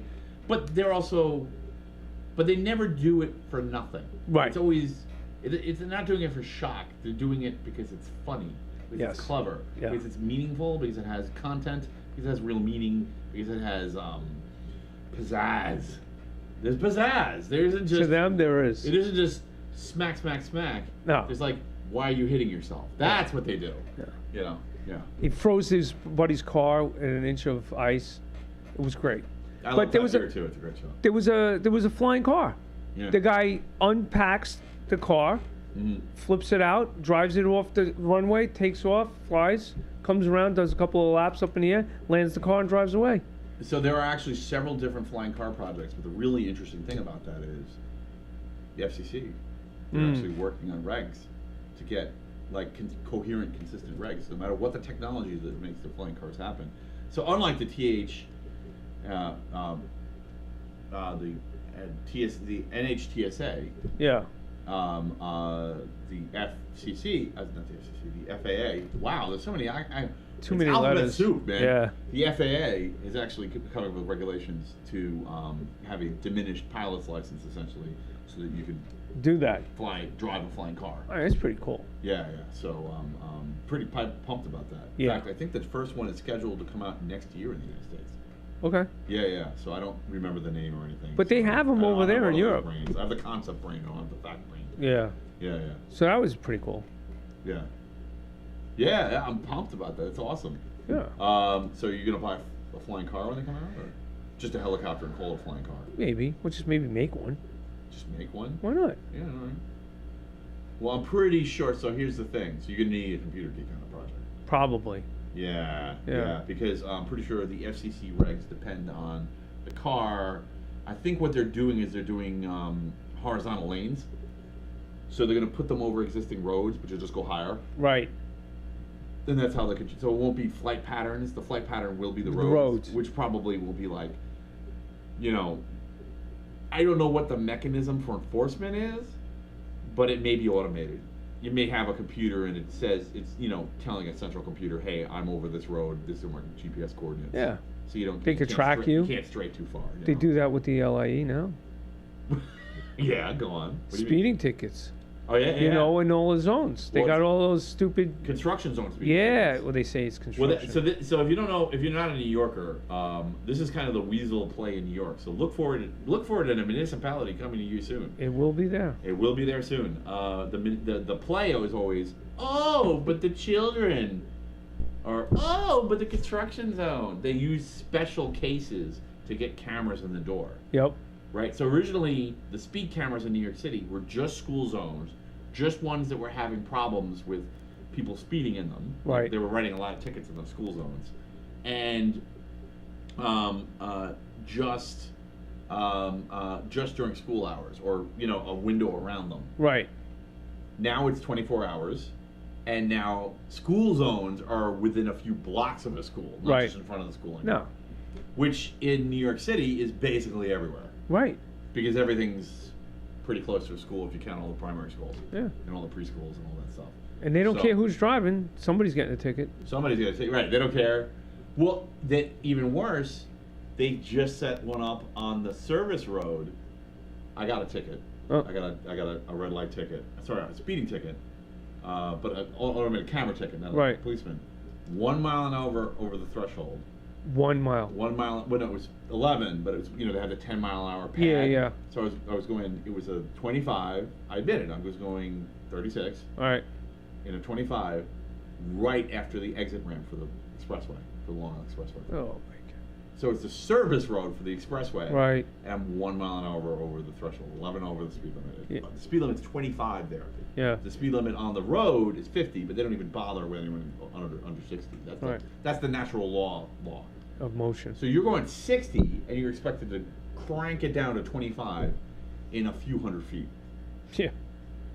Well, there's which you can do. Of course, you could do it. Yeah. But it doesn't feel good. No. If you do that the whole ride, everyone in your car will puke. Yeah.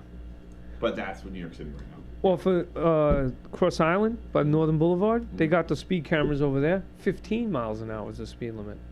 You go 5 over, and you're getting a ticket. Where is this? On the Cross Island, off the Cross Island on Northern Boulevard in Queens, right when you get off. It's like, I live in that area. It's like a small spot, but really, yeah. I don't. Yeah, so the ones that I know about in that section of Northern Boulevard are 10 over. 10 11 over. So right. like you hit the 11 mile per hour. I think, but the speed limit is 15, not 25 or 30. Here's the crazy thing, and I mean, like, all right, traffic is definitely slowed. Yeah. And if that's making people safer, then that mission is accomplished. But that's not the real mission, because I live in a wealthy neighborhood, and I live next to a very wealthy neighborhood. And occasionally there'll be people, and they don't care. They'll just whip through them. Right. They don't care. No. Because it's just a tax. Yeah, for them. It's a speed tax. It's a speed tax for them. Yeah. Now, there is a limit. If you get 15 tickets, you have to take a course. 15? 15 speed camera tickets. You have to take Oh, speed camera. Speed camera tickets. I was going to say, what happened to the point system? Oh, yeah, well, the point.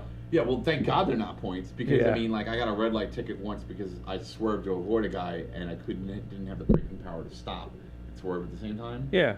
So I stopped in the middle of the intersection, but because the car was still moving, Yep. like, I should have made it just fine. But because someone pulled in front of me, I had to brake, and I had to make the light to close through it.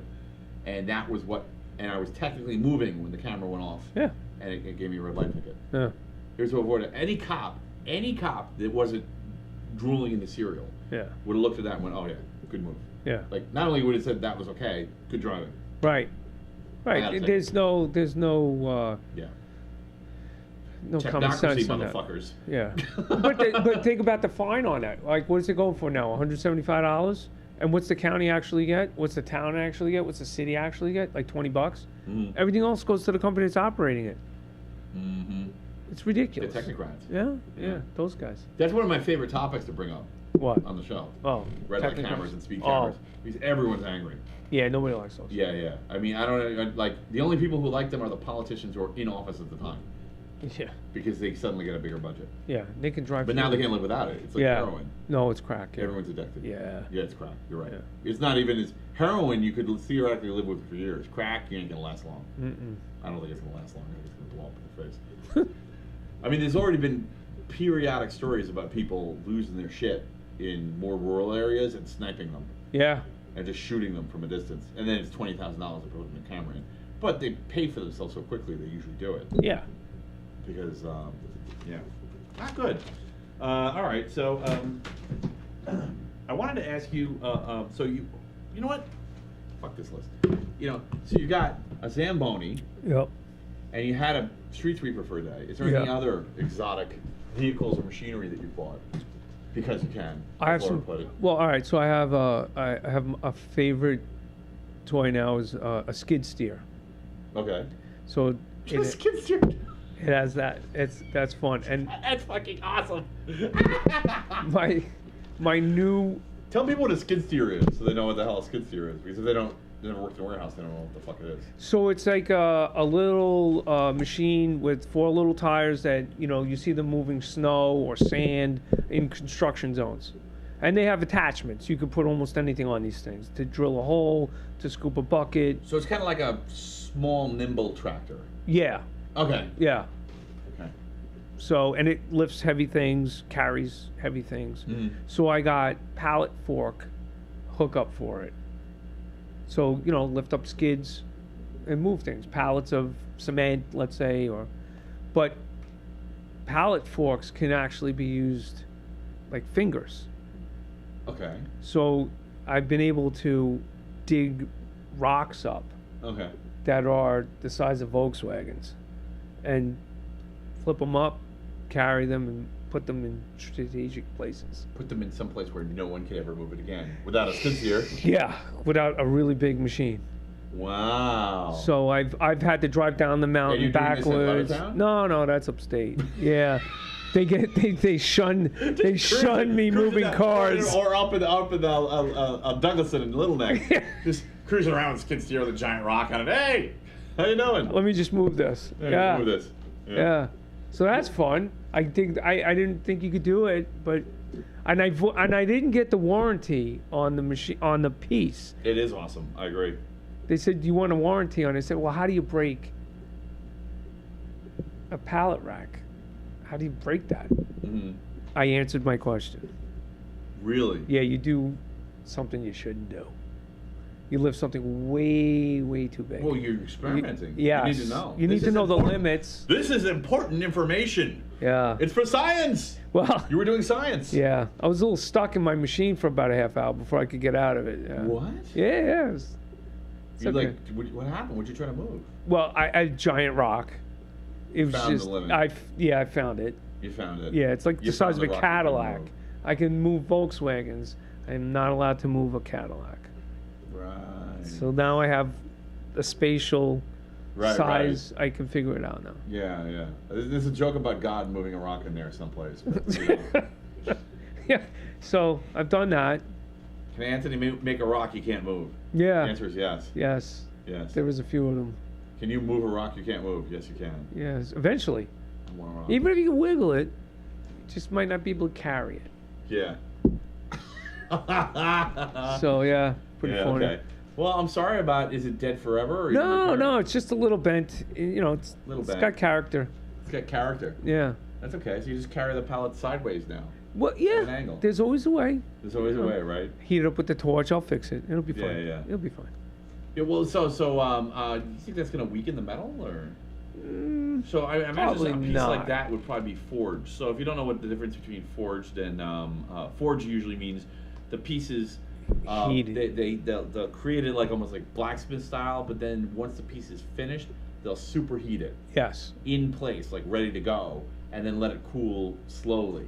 And what that will do is and this is opposed to like say something like cast, Yeah. where they just pour it into a mold and then just take the piece out of the mold. Yeah. So it's forged is like the toughest way you could build something, but it's a little more extensive. And sometimes if you do it right or wrong, but if you do it the wrong way, if you heat something up the wrong way, it actually makes it weaker. Weaker, right?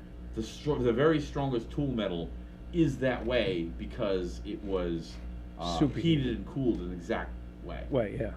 Yeah. Yeah. Well, this was rolled with a, in some kind of a break, and bent. Mhm. Do you well? I do. Nice. Yeah. Of course you do. You got all these machines. You gotta. Laura's like, if it's broken, Anthony can fix it. Well, usually I break it. I Usually. can definitely. First of all, I can break some things that Anthony cannot fix. Second of all, yeah, I have broken some things that Anthony can't fix. Hopefully not in any kind of professional arrangement, but everything else. Yeah. Yeah. Yeah. Well, you're a pro, so pros can usually fix the things that they're pros in. That's the beauty. It's pros and cons, right? I'm a con. Try not to be a con. Yeah, try not to be a con, it's right? bad. Yeah, that rock was a con. Yeah. Yeah. Yeah, it got me. Yeah, you're like, oh man, I can't be a pro. I'm trying to lift this rock. Yeah, I got to go to another one. Is this like all going somewhere? Or what else do you want? No. Let me just find out where it's going. Are there any other devices that I haven't heard about? So my newest one Okay. is a sawmill.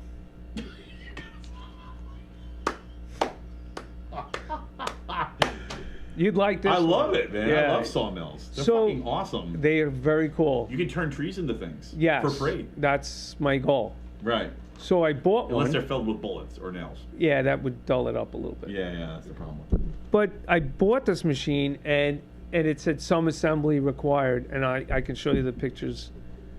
Yeah. It showed up in 2 pallets. So they come from IKEA? It's worse than that. The instructions are worse than that. Oh, God. There's just no. It's a bazillion parts. and the manual sucks worse than IKEA directions. Wow. And they're bad. Those are bad. Did you buy the sawmill when we were having the plywood crisis? No, I just bought it like a few weeks ago. Fucking awesome, man. Yeah. Yeah, because a lot of people, I think, were like, I'm not in a sawmill with that plywood, you know.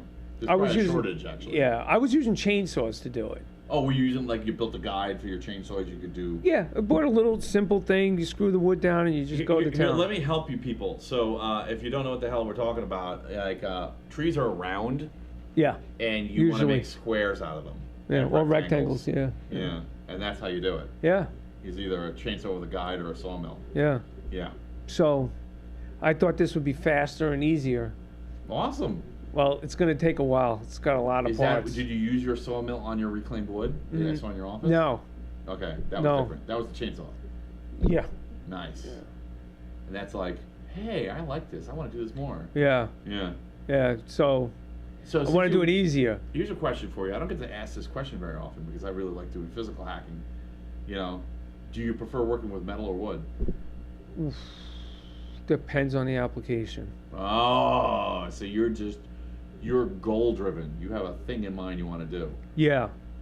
And it just comes to me. What's the project that you can't do right now that you don't have the gear for? That I don't have the gear? Yeah, that's driving you crazy. Like either or something you don't have the time for. Oh, time is the problem. It's not the equipment. Yeah, he's got it. You heard it here first. Anthony has all the equipment. Just no time. Just no time. Yeah. I got a tool for it. By the way, you're not getting dripped on, are you? No, not anymore. Okay, good. Yeah. Excellent. Just wanted to double check. Yeah, I think it might have stopped raining. I don't know. Yeah, I know. or we've drowned and we're in some sort of purgatory. Yeah. I think I'm starting to think it's me because in Plainview I always had a leaky ceiling. Maybe it is. And now I'm here in Freeport and I got a leaky ceiling. You apparently, like, just put a bucket right under you. Right, yeah, or over me. Over you. Yeah, there you go. Yeah. One under and one over. Yeah, so what's the project? Tell me about the project. Well, I got coffee, by the way? No, I'm good. I'm good. Tell me the story. I'm gonna get coffee for myself. So I got I want to finish my project of rebuilding the house upstate. Mm-hmm. We're dealing with a pond. We're trying to reconstruct. We had a breach in the pond, which was very scary. A breach in the pond. Yeah, it's an earthen. Escape from the pond. It's an earthen dam, and it let loose, and that's yeah, it's a lot of water to come, out. It was pretty.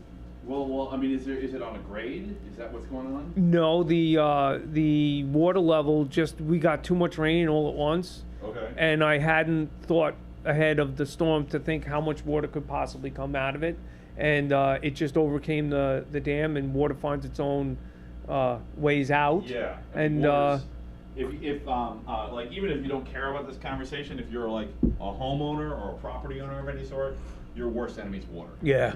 You know, like if you had a fire, it's not the fire that destroys your house; it's the water. Yeah. You know, it's the firemen. You know, they do stop the damage, but the water does as much damage as the fire does. Well, it's sometimes worse. Yeah. Yeah. Yeah. So the water came through, and you have these like critters that make holes: groundhogs, squirrels, mice, moles, whatever. And the water was finding all those little holes, and was literally like springing out with so much force. It was knocking rocks out of the dam.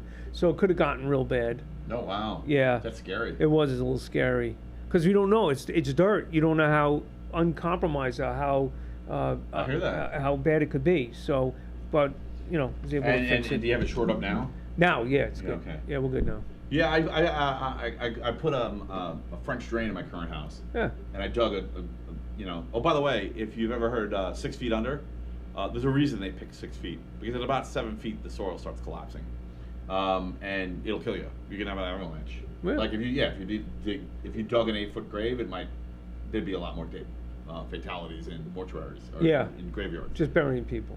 Just burying the person digging the hole. Yeah. You know, I'm like machinery. Right. You know, machinery is no big deal. Right. But like, people digging a grave by hand, yeah, you don't want to go more than 6 feet. So that's funny you mentioned gravedigger. Yeah. I got a machine that was technically engineered and built specifically to dig graves. What? Yeah, but it's a little mini excavator. Oh my god. But you can tow it around. It drives itself. It's all hydraulic driven. Jesus, you dug your own grave. You can. You can. Yeah. That thing's fun to drive too. Yeah. Awesome. Yeah, so we rebuilt that too. I mean, you got it. Does it have a name? Do your machines have names? Some of them do. Okay. Some of them I would do. definitely name the Gravedigger. I mean, That's you know, that. I'm not. I just. I could just that's call what it I Gravedigger. Yeah. But I mean, that's like, you know, I would put little, not to change the functionality, not enough, but Yeah. just enough so that you could tell what it was. I would definitely put monster truck tires on that, just for the sake of calling it. It's Gravedigger. Yeah. You know. Yeah. I was gonna name it Problem Solver. Problems. That's a little long though. You know, it's long. No, it's beautiful. Yeah. It's perfect. Yeah. Where's your problem? It's 6 feet under. I'm gonna suck. Yeah. Oh yeah, I see what you did there. Yeah. Yeah, I see where So you're going. theoretically, Yeah. it could happen. You know, I'll probably stop you before it gets too dark. Yeah. I mean, it's already pretty dark. This episode's pretty dark. I mean, people. I mean, That poor just manatee. Oh, the huge manatee. Oh God. Well, you Yeah. know, if you were in the zookeeping business, you'd be ready. Wow. Yeah. Yeah. Nope. So I was thinking. Anyway, I'm thinking the French drain, and I have this hole, and I mean, I was getting leaks in my basement. They were minor. Yeah. The basement, it was holding up well, but there were leaks, and I'm like, this is crazy. You know, I gotta fix this. So I dug this trench to the foundation at the top end, Yeah. and then you know it kind of trailed, you know, like not to the floor, but pretty close, and then it trailed off to below the floor. Right. The other end was it needs to be graded. Right. It needs to tilt. And day 2 or day 3, I had a 10 feet trench down 6 feet dark, Wow. and there was a rainstorm, and it blew a hole this big 3 feet down. Wow. So, yeah, it was like literally looked like a pipe Yeah. had just blasted the water because there was that much water pressure. It like Right. just comes out like a pipe. No, crazy. it's scary what water can do. I mean, there's a lot of weight in just 10 feet of water. Yeah. Like people don't Wow. realize. Yeah. How much like you know it's just tens and tens of thousands of pounds of weight just pushing. Pushing hard. You know, pushing really hard. So yeah, I mean, good luck with it. I'm sure you'll sort it out. But yeah, I could totally see how that would happen. Yeah. I wonder how many houses have been destroyed by pools and whatnot. So okay, so you got a Gravedigger. What else do you got? This is so cool. I've never gotten you to inventory your toys before. Yeah. So I got a neat little thing. It's like a golf cart, like a golf cart 2-seater, Keep right? waiting for you to say that's it. And it's got a dump body in the back, Yeah. but it's a left-hand manual shift. So it's British. No. Really? No. Why'd they do that? I don't know. Well, so the third guy could sit in the middle So without you deliver hitting mail him, while you're hitting him in the carrying Balls? your, I don't know. your load from your mini dump truck. yeah. What? Yeah. That's cool. That's a lot of fun. That it's only got 3 wheels. 1 in the front, 2 in the back. Oh, the tripod. Oh. Yeah, that thing You ever is drive too killer. fast and try to tip it over? I don't try. Okay. Do you think it'll happen? if It you could do? happen though, easily. It could happen. Yeah. Easily. So this is not a high-speed vehicle. Is what you're No, saying. this thing will do 30. Why would they make a 3-wheel vehicle that, They that shouldn't. could be really unbalanced through 30? It could easily flip over. Was this like a recall and you got it for free? Nah, it's points and condenser ignition. That gives you an idea how old it is. Wow. So that's old school carburetor, no electronics, pre-transistor. Yes. Pre-transistor machinery. Yeah. Yeah. Yeah. Like those old tractors you see at the state Yeah, we fair. could have an EMP and it's fine. That thing's gonna start. Nice. So if nothing else, you can go pick up groceries from the now abandoned grocery store in your 3-wheel dump mini bed. dump Yeah. bed. Yeah. That's pretty amazing. Yeah, that's fun to drive. We got a. Do you drive this stuff in the street? I mean, you know, I don't know if we want Well, to not on the real roads. What, You know. Never? I mean, it'd be kind of cool to see the neighbor's reaction, right? Like, No, it wouldn't. no. Oh, yeah. Fine. Now you're by the book. Yeah. Okay. I'm on there. Yeah. Fair enough. I had a scary thing with air brakes. Oh, really? Yeah. So I have a dump truck, like a full, full on plow the bridge kind of dump truck. What? Because they need to move a lot of dirt, Yeah. and it was a good price. He's got the Gravedigger, good price, solving problems. Yes. Yeah. And this covers them. I didn't know Right. you solved so many problems. A lot of problems. Yeah. That's what we do for a living. I know. So Excellent. so I I'm gonna ask you if you have a pig farm. Do not answer me. What A farm? pig No, farm. it's no. There's no. Okay, good. No. Good. We act like pigs sometimes. Yeah, yeah. That's it. Just when we're eating. Just when we're eating. Yeah. So I had started the truck, and it's a very steep grade driveway, and the truck was parallel to the steep grade. So I put the truck in gear, thinking it's been running. I should have pressure. But there's this yellow little knob, and it wasn't in all the way, and I have a hearing loss. So me hearing a hissing sound, I hear that all the time. I didn't pay attention, but I should have looked at the gauge. I didn't. I go to shift That's it in just how you gear. know you rock. That's all. Down I go. No brakes. Whoa. Yeah. 19,000 pounds rolling along. Oh. Yeah. So it took the turn pretty hard, and was down the 19,000 pounds. yeah. And then just started that down with the the road. load, or is that with No, the vehicle? empty. It was empty, thank God. 19,000 pounds. Holy Yeah. shit. Yeah, it's big. I told you, big truck. That is a big truck. 6 gears, 6 forward gears, Wow. without counting high and low. Yeah. Do you have an emergency brake that works on that thing? Is it enough? No, it wasn't enough.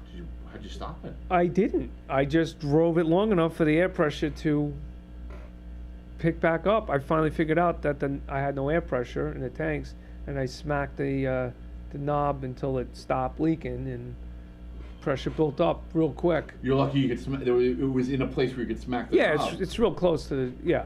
Holy shit! I mean, if it was undercarriage, you'd be fucked. Oh yeah, yeah. But I mean, I didn't know air brakes. Now Yeah. I know air brakes. Right. Yeah, you don't play with them. Holy shit! I That mean, was you scary. can't even like throw the anchor out. No, there was Nothing's no gonna anchor. Stop that thing. No, and to think down my driveway, and then it drops down again another 50 feet, and then there's another 50 feet after that. Christ, you almost won an Owie Award. And I was You thinking, built wow, your own killdozer. this is going the wrong way. It's going to be a bad day for me. Yeah. Yeah. No, I just like, okay, turn. That's crazy. Hey, Sabrina, thank you so much for tuning in. We appreciate you. Sabrina says, keep talking. And she says, oh, that was the best, she said, about she's talking about your vehicles. And she says, ask Anthony about his Captain America fixation. I'm not the one with the fixation. Oh, what? You Yeah. don't have a... It's not me. He's an accountant, Ariel. He does accounting. He's a CPA. Yeah. So. Yeah. We save lives every day. You save lives. We're like superheroes sometimes. Yeah? Yeah. That's true. Yeah, we go up against the IRS. It's like, Yeah. Thanos. you know. Right, yeah, that's true. A Marvel thing, yeah. And all you can do is create an alternate universe. That's all we can do. Right. You know, like we're gonna time travel and you're gonna make better decisions. And they're like, thank you, Iron Man. Yeah, Are you you go. Tony Stark? Is that I what it could is? be. Yeah. Could be. Okay. Yeah. So yeah, that was a scary time with the air brakes. Yeah, that seems like something that would happen to Tony Stark. Yeah. Like, yeah, he would definitely be falling out of the sky and his fucking suit wouldn't work and Yeah. like, everyone's gonna die now. Yeah. Yeah. And then you didn't. So You didn't. Good for okay. you. Yeah. Okay. Lucky day. Lucky day. Yeah. Yeah. My father was like, Curious, "What were at you that trying point, to do?" And I was like, "Stop." I was just said, "Stop," and he goes, "What do you mean?" I said, "I was just trying to stop." Yeah. Yeah. I was grinding gears like crazy, Like, trying to all right, downshift. now that you've gone through that, and Yeah. like you're like, holy shit, there must have been something better I could do, and you went back and you looked, what do truckers do when this happens? What do you do? Is there any solution? if you were a trucker, or should I just watch out for trucks with hissing sound? Yeah, well, they would take it off the side of the road. You know those truck stops where they just drive into the sand and it just where they lose their brakes in the high altitude. Yeah, so like when I was going cross country, you don't see really that see all them the around time. here in New Yeah. York, but because we can't afford the land. Yeah. But like in other places, there'll be these little they almost look like ramps Right. on the shoulder, and it'll usually be halfway or 2/3 of the way down a hill, or even at the bottom of the hill, and it's for trucks whose brakes have failed, and their load is more than their brakes can handle. Yep. And so they can drive off road, and like they'll just kind of pitch into the dirt and dig in And then go sink. uphill, Right. and sink, and then hopefully the earth will basically stop them. Yeah, because nothing else will. Yeah. You know? And like so, like the hill will be going down, and you'll see these ramps kind of go Going up, like up. almost like you're gonna do you're gonna go off at the General Lee and do Yeah. a flying jump. Yeah. You know, but of course the goal isn't to get you to get an 18-wheeler airborne. The goal is to get it to stop. Stop. Right. Yeah. Yeah. If you pray, your brakes go. Oh, is that There you go. Ariel nailed it. Oh, thanks. Yeah. So Yeah, I'll stop praying. I was start doing praying. I was doing a lot of praying. is that what Not a lot of time. check trucks for rosary? Really, really, not a lot of time to do that. Well, that's why it's a Mother Mary, Jesus Christ, Mother Mary, Mother of God. You just go Jesus Christ because you're not. You're not making the rest of the prayer. Yeah, you're not making the rest of the prayer. You just blunk. You got one, maybe two words. Jesus. That's it. And that was me saying hello. Yeah. Because I thought it was there. Up here. Yeah. Help. A lot of help. A lot of help here. Okay. Well, I'm never gonna get to this list. I don't even care though. This is really interesting. What other devices do you have? Okay. Oh my God, he's still going. I got another one. This is just gonna be the rundown of your awesome gear. So when I know where to go to rent tools from. Yeah, I can't stand renting tools. You can't? No, because if you break them, you buy them, right? So why just skip the line? Yeah. Just buy it. Be done with it. Yeah, that's so weird. You really can't at a new level. Like I would totally, even if I had like a giant plot of land, if I wasn't planning on doing any landscape changes, I wouldn't buy a dump truck. I just buy one. Right. But I have long-term issues. You have long-term issues. Yeah, is that how you describe at my age, issues? yeah, you have long-term. They're considered awesome. long-term issues now. I'm proud of your issues. Is that weird? I think you might be like a minor hero to me now. I don't know. I thought I was all right. I own 4 vehicles, and I thought I was crazy. Oh, no. I mean, I was like, I'm a lunatic. Why do I have 4 vehicles? Yeah. I'm not kind of like electric bikes or anything like that. No. But like just like like combustion engine and stuff that like you kind of have to tell the state you have if you're driving on a public road. Kind Right. Of shit. Yeah. I've got 4 vehicles. Yeah. Well, I have 5. One's out of here. It's gone. But wow. Yeah. So a bus. So yeah. Okay. So. Yeah. Well, let me tell you about the other thing first. Okay. So if you grew up in Nassau County and you ever went to a public park, they had these things where the politicians would pull up in this trailer. And then the side opens and a stage rolls out. You showed me this. I yes, remember. You saw that. There's so much stuff I've forgotten some of it. See? Okay. Yeah, I got a show trailer. You got a show trailer. Yeah. So you're ready to put on a show. We could put the podcast on in a public parking lot. Yes. With your gear. It was so cool. I love that thing. And one of those Google kites up in the air to Why not? Power it. It comes with, it came functioning. I love Nassau County, town of Hempstead. I'm actually gonna repeat a piece of the story you told me offline because it's so cool. So, but I'm gonna let you. Ariel's like, I have 2 motorcycles. That's awesome. Yeah, I have 2, and neither one of them work at the moment. But one of them's very close to working. The other one's not gonna work. It's not gonna work. Yeah, but yeah, yeah. Ariel rocks. That's totally. She races more. I'm not gonna get into that. We're not interviewing her. Get out of here. You can come on the show and do a separate interview. Where was I going with this? You have all this machinery. You have this portable stage. It's not powered, right? It's just a trailer. Well, it came with lights. It came with a battery. Okay. It has an inverter, so all I have to do is plug it in. It has an inverter built in. Yeah. I didn't know it had an inverter. Yeah. So it has a battery and inverter. How long will the inverter last? With the batteries new. I haven't charged it since. I mean, it's. How many batteries? Just one. Just one? Yeah. Oh, okay. Some deep cycle marine battery. That's it. All right, so it probably won't last that long. No, I'm thinking about putting a whole concert on it. Can you run off the inverter? Well, probably not. But you can plug into it, and it'll give electric. There's outlets all throughout the whole thing. And you gotta love this fluorescent lights. Imagine putting that in a trailer. Does that make sense? Fluorescent lights, they're dangerous. They'll fall out easy. Right. No, they're all over the place. They're all over this thing. That's amazing. Yeah. Yeah. To hell with safety. It's like a fucking lawn dart, but it's a trailer. It's cool. It's cool. It's good. So you told me a story. Why don't you repeat the story you told me about how you got it open the first time? So the process of buying it and discovering how it worked. Right. So it gets delivered to the property. Mm. The tow truck broke down. The other tow truck had it. I couldn't get out of the yard. Finally got this thing. They put it where I asked them to, and it took like a couple of weeks of banging on it to figure out where, how, like Zoolander pull style? This. Like, you just have no idea. Like, there's no instructions. I was Googling it. I called the manufacturer, like, hey, I got one of your trailers. I'd like to. I was leaving voice messages. I've emailed them, info at, nothing. Do you have to like hook up the box matrix like in No, it's so simple. Transformers? It's so simple. Pull a couple of pins. Mm-hmm. That releases the safety pins. Flip the switch on. Pull a lever. The top opens. Switch it again. The bottom opens. You're done. So simple. Right. It's just two safety pins. Holy shit. Yeah. All right, I got so many questions. So questions I haven't asked you yet. Oh. So when it's closed, Yeah. is there a space inside of it? Yeah. It's completely open. I only bought it for storage.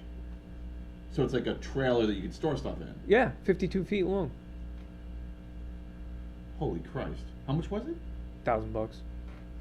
You got a how many foot trailer? 50. It's 52.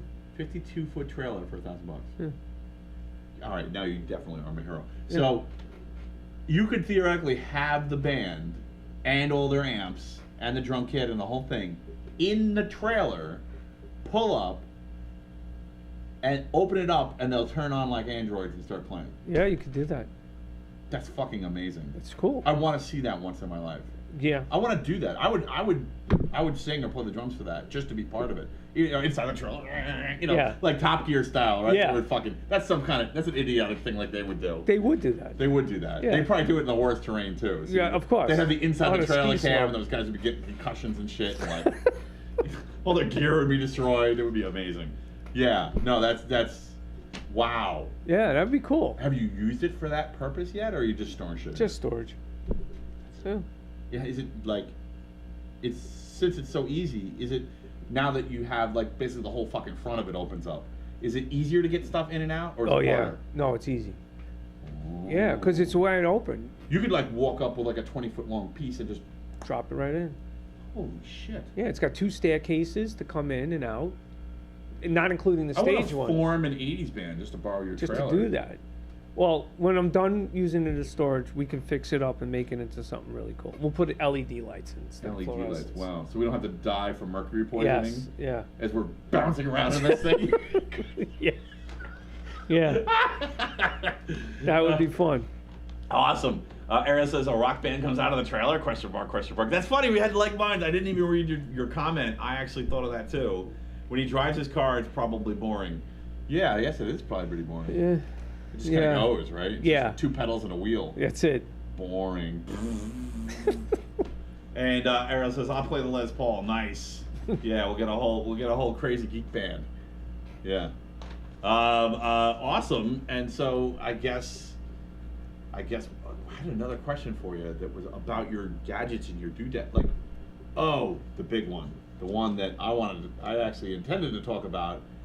You've got a bus too, don't you? I do have a bus. What are you doing? Why did you buy a bus? So, I got a bus for very practical reasons. Because you want to film a movie where you can't go under 60. No. Is it 60? I don't remember. What is it? Speed? So, yeah. Yeah. So, I have a brother with anxiety attacks, and he will not travel unless there's a vehicle with a bathroom in it. Really? Yeah. Takes the piss out of him, huh? Mm-hmm. Mm-hmm. So, I found the bus. It happens to be handicap accessible, so it's got the wheelchair lift, which is awesome, and it'll lift 1,500 pounds. So I got that. That's great. I put in a That's an uncomfortable number of people standing in a lift before it starts to strain. Right? And you think about it. That's Just in case you don't want to walk up those 2 steps to get in the bus. Why do they have to make it 1,500 pounds? Like, what are you moving? Is It's there for a disabled human? gorillas. Yeah, a whale. Silverbacks, I mean, not you just know, any gorillas. No, Silverbacks. the big ones, right? Yeah. I mean, it's 1,500 pounds. It's in case you have an injured manatee you need to You have get to the airport in a hurry. Take him, it's emergency. He's got to get to the ER. So. We have questions. Surprise, surprise. What type of bus? Is it a big school bus, like a big yellow bus? It's not. It's the Accessoride. Okay. The Accessoride. You know, so those are the handicap accessible. They can wheelchair I've it in. seen it, so I kind of know, but describe to them what it is. So it's the short bus that the special kids Short yellow wore. bus, or? Well, it's like a short yellow bus, but it's white with a blue racing stripe on it. Oh, well, because it goes fast. Yeah, not Does that really. make it go It looks. faster? It does make it look faster. Yeah. Yeah. Yeah, awesome. So it's got a big, Ford diesel in it. Great engine in it. Awesome. Yeah. Is it the 7.3 or is it? No, 6 something. Oh, 6.0. Yeah. Yeah. Yeah. So the 7.3 is the legendary one. That's the Yeah. one that they like. People like drive over 500,000 miles. Yeah. The 6.0 is also really tough. That's like a 300,000 mile. Right. Diesel Yeah. engine, I had but- the whole top end done at 250, so they said it's good for another easy 250. Really? Yeah. I guess that's what goes. Yeah. Yeah. Yeah. Like the some of those Ford trucks are like pretty fucking indestructible because they don't change the engine. You know what it is? I'm not like Ford's awesome or anything like that. I'm not doing that.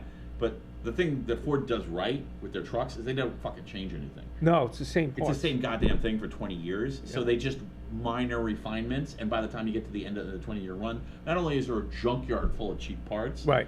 but it's like really got the shit kicked out of it. If you're doing if you're using it within its mean use, it's fine. Yeah, it's great. Yeah, Yeah. that's awesome. Yeah. So I put a hardwood floor in it. I put it in a bathroom. I've got some. I got a nice flat panel TV, GPS, everything. It's ready to go. Wow, Yeah. I have anxiety about not having a hardwood floor when I'm. Yeah. Sorry, I don't mean to make fun, but that's good that you have I mean, all right. So here's something you guys may not know about me. I actually have a 4x4. One of my vehicles is a 4x4 van, Yeah. and it's 4-wheel basically drive, right? 4-wheel drive. Yeah, Yeah. like really like hardcore. It's an F350 underneath. Yeah. So yeah, it's pretty. Like, I have not put it in a situation where stranding even seemed plausible. Right. Like, it's so capable, even though it's a full-size extended length Ford van, like the old school ones. I can, when I pull in the parking lot and I find a snow pile, I can just park on a snow pile. Right. Because I'm like, oh, there's a spot for me. Thanks for saving it, guys. Right You know? up. Yeah. I mean, like, it's to the point where I'm not worried about the grip. I'm more worried about the tip. Yeah. You know? Yeah. Yeah, like That'll get you. That'll get you. Yeah, so I don't want to tip it. But Yeah. like, I won't go that high. Right. But if I knew it wouldn't tip, like if You I had do it it. all stringed up, I could just go on the whatever. Right. Yeah. Yeah. It's like that. So really great. I love it. And but I had a water in there with a sink and a bathroom. Right. That's the one thing. If you're gonna do kind of a quasi or semi camping vehicle, You need water. the first thing you need is a toilet. Yeah. That's like the big one. Like next, I think next is showers. They're underrated. Like if you're gonna go to the next step past that, because the thing is with cooking and sleeping, as long as you have space, you can figure that out. Right. When you get to where you're going. Yeah. Yeah. But it takes some foresight to have the shower and the toilet set up. Right. So. Yeah, I'm not planning on doing that. But the cool thing about Where are you these gonna drive to buses, with this thing, man? yeah, wherever, you The can cool go thing about anywhere this- really. It's changeable, right? Right. It's just a shell. Right. You could change the interior 20 different times. It's never going to go out of style. It's just you can make it anything you want. Yes, yes, I do, Ariel. I do have a zombie apocalypse van, and good luck. It does. I do. I really do. You've seen it. I've seen it. You've seen it. It's pretty very good. cool. It's very cool. Yeah. Yeah. I'm happy with it. It is. It's one of the best bad decisions I've made in my life. Yeah. I'm really proud of it. I mean, it works too. I brought it cross country. That's what I drove cross country. Yeah. I was towing a trailer behind for luxury purposes. Right. But the van would have done it. Yeah. I've stayed in the van for a week. Wow. With a family. Yeah. With my family. Yeah. So like it does it. Yeah. Yeah. It's just tight. It's a little. It's cramped. Yeah. Yeah. But it's for 4 people it's cramped. But one person. Oh, it's plenty of room. Yeah. Like 1 or 2 people, and it seats 8, so you can kind of like play it both ways. You can go camping with 2 people or 3 people, or you could go. You can make it the party van, Right. which is always a good option. Absolutely. Yeah. Yeah. So it's almost a little luxurious inside. So Yeah. yeah. Yeah. So that's awesome. So are you planning on bringing it off road? Is it 4x4? Or? It's not 4x4. I wish it was, but Right. I did get the beach permit for it, so I could take it to Jones Beach West End. Really? Yeah. Nice. That's not 4-wheel drive. I've had Oh, I didn't know It's that. not the one that I've was had the saw 4x4 thumb. permit Yeah, for that's the beaches. way cooler. But I've actually had the van out on the beach, although it is a little scary. It's pretty heavy, so yeah, it wants to dig in. Yeah. You gotta be careful. yeah. But no, Jones Beach West End. You could drive down the rocky little bumpy road, and you could be there. Now, I can imagine the guy at the tolls when he sees my bus coming. Like, I'm sure he's not gonna be too happy. And they gave me passenger plates. right. That seems wrong. It's high. Yeah. Yeah. Yeah, no, there's no height. So in New York, all right, if you ever visit New York is world renowned for having nightmarish parkways, which you're only allowed to go on parkways if you have passenger plates or if you're a special exception vehicle. Yeah. So the big problem with the parkways is they made the bridges stupid low. Yeah. You know, there's a whole political controversy over that. I'm not going to get into it and name names, but the idea was the conspiracy theory, which is a very strong theory. Yeah. It's fact. Is that was done on purpose to keep the buses from going to the beaches and going to the parks. Right. You know, but hence parkways. You Right. know, that was the idea. So, but there's a 710 restriction on the parkways. Mm-hmm. So is it 710 or is it taller? It's taller. Okay. See, mine's 710. I built the van specifically to be. I built that apocalypse van To fit. for New York. Yeah. For you To get out of New for York. the New York problem. Right? Yeah. I can go on any road, under any bridge, more or less. Yeah. You know, there's a few little 610 corners in there, but it's totally legal. Right. You just avoid them and go in the center. Go center aisle. Yeah. Yeah. Yeah, but now think about it. There's school buses on the parkways all the time. Right. So I should be But okay. they're taller than they me. gotta know. Yeah. You gotta know. You gotta be in the center lane for this part. Yes. Yeah. Yeah. Which is really interesting when people don't want to let you over. It's like, all right, dude. Well, when I hit the bridge and my truck swings around and knocks your car off the road, Yeah. you'll know why I was beeping at you. It's all you. It's all you. Yeah. Yeah, yeah. So if you see a big old truck, a big old school bus on the parkways, and they're trying to get in the middle lane, let them. Let them go. Let them go. Yeah. Don't get into a macho contest with them. No. Yeah. It's bad. Yeah, Ariel, that's why they call it a parkway. You're driving in a park. Yeah, that's the. I thought when I was young, I always thought it was because it was a parking lot. But, Yeah. you know, Not moving. yeah, not moving. So I got a funny story about the bus. Go for it, man. So once a week I was driving it to the ballpark just to, keep it moving and keep everything fresh on it. Right. But it's under construction, so there's no seats in it. I had no floors in it. Had supplies in it. So I come out one morning. Everything's bouncing around like the Yeah, rock band. it's just Yeah. rattling like crazy. Mhm. So I come out one morning. I'm putting my coffee. Like you can't even use the cup holders because it rattles so much.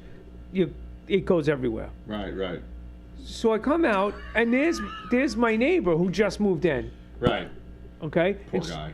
woman, You had no idea what he was girl, getting into. young girl. Poor girl. She didn't And know what she was getting into. she's standing at the doors to the bus. Okay. I go in the bus. Hold on a second. Yeah. So I exactly. So I get in the Well, bus. let her on. Well, She cute? no. So that wasn't the problem. So I start the bus. It's idling. It's warming up. It's loud as a diesel. Right? I said, "Excuse me. You all right? You need something?" She's like, "Yes." She looks at her watch. She looks at her phone. And she points to it. She says, "I'm gonna be late. I need a ride to Walmart." Why did it have to be Walmart? Right. And I'm like, "What? Because I'm going camping? What?" Like, so I'm like, "Well, it's my vehicle, and I'm using it to go to work in Plainview." She Yeah. doesn't know Plainview. She literally just moved here, so she doesn't know the towns. Right. So I'm like, "You want to go this way, and I want to go that way. I got to go to work. Me too. I'm gonna be late. Got to go." So I put everything in the bus, and she's still standing at the door, like Oh, what a Forrest dirty Gump. bee. And I'm like, "What are you doing?" So I opened the door. You reach out, and I got the old school door handle, right, to Yeah. open the bus door. And she looks. I said, "Look, it's not safe. There's no place to sit. There's stuff all over the place."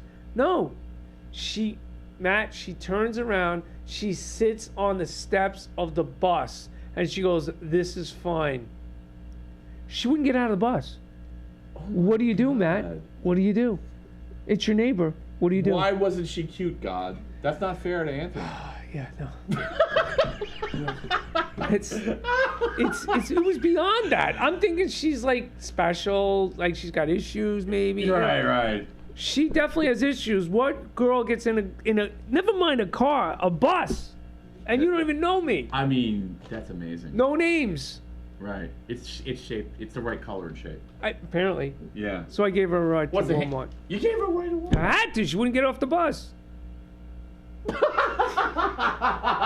I was crying. I was crying. That is amazing. Yeah, so we go to Walmart, and I said, okay. I wonder if she was looking for you when she came out. No, wait, it gets better.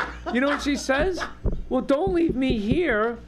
I got to catch the next bus over there. So you need to drop me off all the way over there. And I'm thinking, I'm not dropping. But then I realized, that bus doesn't turn around on a dime. It's not a car. So I had to loop around the parking lot anyway. So I dropped her off at the bus stop by Walmart. That's amazing. And then I was... What did the other people at the bus stop do? Did they get jealous? They had to have. And she goes, do you come back this way? I said, never. Never.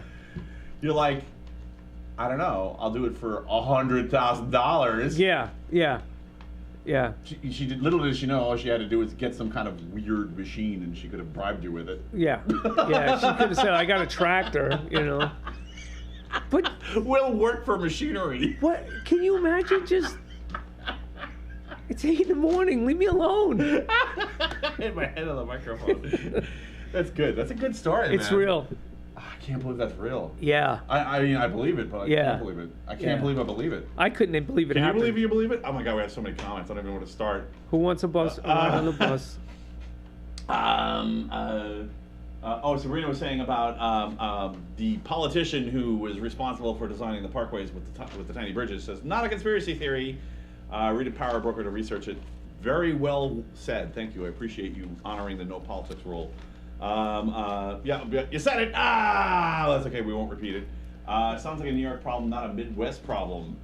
Yeah, I think your neighbor's got, or just a. You know, I think I've had hangovers like that. Yeah. But it passes. Yeah. Yeah. I look twice when I leave the house now. I don't know where she's hiding. Well, yeah, it's funny. So I have a Mercury Marauder. So, and if you don't know what that is, it was Ford's. It was basically the last full-size muscle sedan. Yeah. And it looks pretty close to a Lincoln Town Car. Not exactly, but it actually looks a lot like a Crown Vic. Yeah, so like the Crown Vic. It looks like a cop car. But it also, at a glance, it looks like a Lincoln Town Car. I got hailed in that thing so fucking much back in the day. Yeah. In New York City, because half of the taxis were black Lincoln Town Cars before Uber. Yeah. You know, and I'd be, I probably could have made some money. Yeah. But I was always going somewhere, so you know. Right, you were in a rush. Yeah. But now I know. If that ever happens, don't open the door unless you want to give them a ride. Right. You know the old bumper sticker, right, from the 70s? What? Gas, grass, or ass. Yeah. Nice. I'm not putting that on the bus. Yeah, well, you know, you're gonna need to put don't like my driving, 100 eat me. You know? Yeah. You might need that one. All right, so I asked that. Well, holy cow! You know, I know you have someplace you gotta go. I can get into the deepness with you. I don't know if you want to do that. All right. Well, I do want to ask you about one thing. Can we ask you about a work question? Sure. About being a CPA. So, what time do you need to get out of here? Give me a time, and I'll kind of aim it around that. 20 minutes. 20 minutes. Okay. So we'll wrap it up. We're aiming to wrap up in 20 minutes. By the way, people, if you don't have questions about $100 a ride, yeah, maybe. Well, I've actually, all right. Hold on a second. Before we get into that, yeah. I have a complaint about Uber. So I had that van. I actually thought I'll be an Uber driver just for snowstorms. Right. But I want more money. I don't want Uber rates. I want quadruple. Right. Premium. You know, and like so much that nobody even wants to hire me for one person. But I'll fill the van up and use it as a bus and send a whole busload of people someplace. Right. And then I can make a lot of money. But there's no. I checked it out. There's nothing in there to do that. So big mistake on Lyft, Uber, whoever it is that does that first. I will definitely try it then. Yeah. Because I don't want to drive for a living, but that in particular, snowstorm bus transport. Yeah, that'd be fun.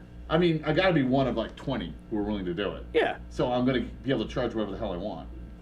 Maybe, right. Like you kind of go like how somewhere? snowplows can charge whatever they want. Yep. Yeah, that one day. On that day. I'll be able to charge whatever I want that day. You'd be that guy. I'd be that guy. And, yeah, I mean, I get it. You can just wait for the snowstorm to pass. It'll melt eventually. It'll melt eventually. Global warming. Yeah. but I won't open the door. Right. So we've agreed on a price. Do not show them the inside. Do not show weakness. Do not show them the inside. They're not going out. That looks really nice in there. Yeah. All right, so I have a question about. I wanted to ask you about the IRS, and so they have the IRS announced a few weeks ago. I don't know if I covered it on the show. I almost did. I might have. I'm not sure, but they announced that they're going to, to much consternation of the accounting industry, like the TurboTax and such, that they are going to try to make a simple filing application. Yes. That if you have a very straightforward filing scenario, that you will be able to log on and use that instead of using an accountant. I mean, you can do it by hand personally, right? You can sit there and do the math, but you know, everything else in life at this point has an app. Right. I mean, there's nothing you can't find an app for. So they're like, well, if no one else is going to write it, we'll write it. Right. And they did that, and I think they announced the next tax season you'll be able to use the app. Oh, yeah? Yeah, yeah. So, what do you think about that? How do you feel about that? Is that a danger to CPAs, to that industry? Is this just going to be for what would have been a discount session tax consulting anyway? You know, I mean, in a way, this is sort of this is touching on AI. I know you like to talk about AI. Yeah. But what do you think about all this? So I think they should do it. You do? Yeah. I also think people shouldn't have to file a tax return. Go on. You ready? Right. You earn wages, or somebody pays you on a 1099, the government knows about it. The federal government knows it, the state government knows it. Because there's a form that's required to be filed. Now that the government knows anybody gets a payment for $600 or more, they know that, right? Because it's being reported to them. So if the government already knows how much money you've received on W-2 or 1099, it's very simple to figure out what that tax would be on that. Taxes are taken out on W-2s. They already know how much you paid in. They know if you have a mortgage. They know how much interest you paid. The taxes are reported on it. They know that. The government knows 80 to 90%, sometimes in a large portion of the smaller community where they don't have very complicated returns. They know 100% of what you did. So what are you filing for? What do you have to tell them? They already know everything. So the government does not make you were getting money. all libertarian on me. That's the fun. government, well, I'm going there. The government already knows how much you paid them, how much you earned. Yeah. So how do they make money? They've already got your tax money they took from you. A couple of dollars difference? No, they make money on penalties. They make money on charging you interest, and they go after you for more money when you've not reported things that they already know about. Right. How else do they think they found you? Somebody said Matt made all this money, and he didn't report it. It's not on his return. So I think the government should cut it out and just come clean. We know how much you made, Matt. Yes or no? You agree? You mean Disagree? like discovery in any other court case that doesn't go to the special IRS court? Yeah. Yeah. They already know. It's all electronic. Yeah. It's kind of weird that they get away with that. And the reason why they want to come out with that software is all the scams that are preyed upon people who have lower income that go to these tax prep guys who scam the crap out of them, tell them there's deductions. There are no deductions. There's almost no deductions left over. Okay? Right. They don't used to own be, a house. though, Yeah, right? it used to be a lot of stuff. But one administration ago, they cleaned out the itemized deductions. Thank God. Because of all the shenanigans that were going on. All of a sudden, everybody's a big charity donator, tens of thousands of dollars. If you actually donate to charity. You can still deduct it if you really did donate that much money. They just say, show me the evidence. Yeah, you know what the problem is though? So actually, I have something to say about that. So actually, I did donate a lot of stuff to charity last year, and I have receipts. But, so like, I'd bring it to the VA. AmVets is one of the best local charities. So I donated a butt-ton, like butt-tons of clothes to them, like bags and bags and bags, probably $1,000 or $1,500 worth of toys. The problem is they don't keep track. They don't try to value what you hand them. They don't. It doesn't make sense in their whole, the physical donation charity business model does not include the time to value the stuff you give them. So all they do is hand you a blank receipt and say, fill it out. Right. And the problem is that's not going to hold up under any real scrutiny. No. Which basically means that if you're in the small to mid donation, physical item donation range, you're fucked. Yeah. Which is bullshit. Yeah. Can be. It's bullshit, I think. Well, because I was doing that for years, and yeah. I would get the donation, and it was good, and it worked for me, and then it just stopped. Right. And I'm like, this is bullshit. Right. Well, I mean, it makes me not. I mean, now I'm probably going to donate it anyway because I want to be a good person and do the right thing. Right. And there'll be some people like that, but some of the people were on the fence. Yeah. Some of the people who donate to those things. There's other people that they give cash, and they don't want anybody to know that I gave this charity cash. That's their personal business too. Different. I've done that. And that's fine too. I can tell. Actually, I did it with the EFF. Yeah. I did it with the EFF. I didn't specifically file it on. I gave them $500 and said, "Here, you guys need to fight the movie industry or whatever it was." Right. It's like decades ago. Yeah. But like,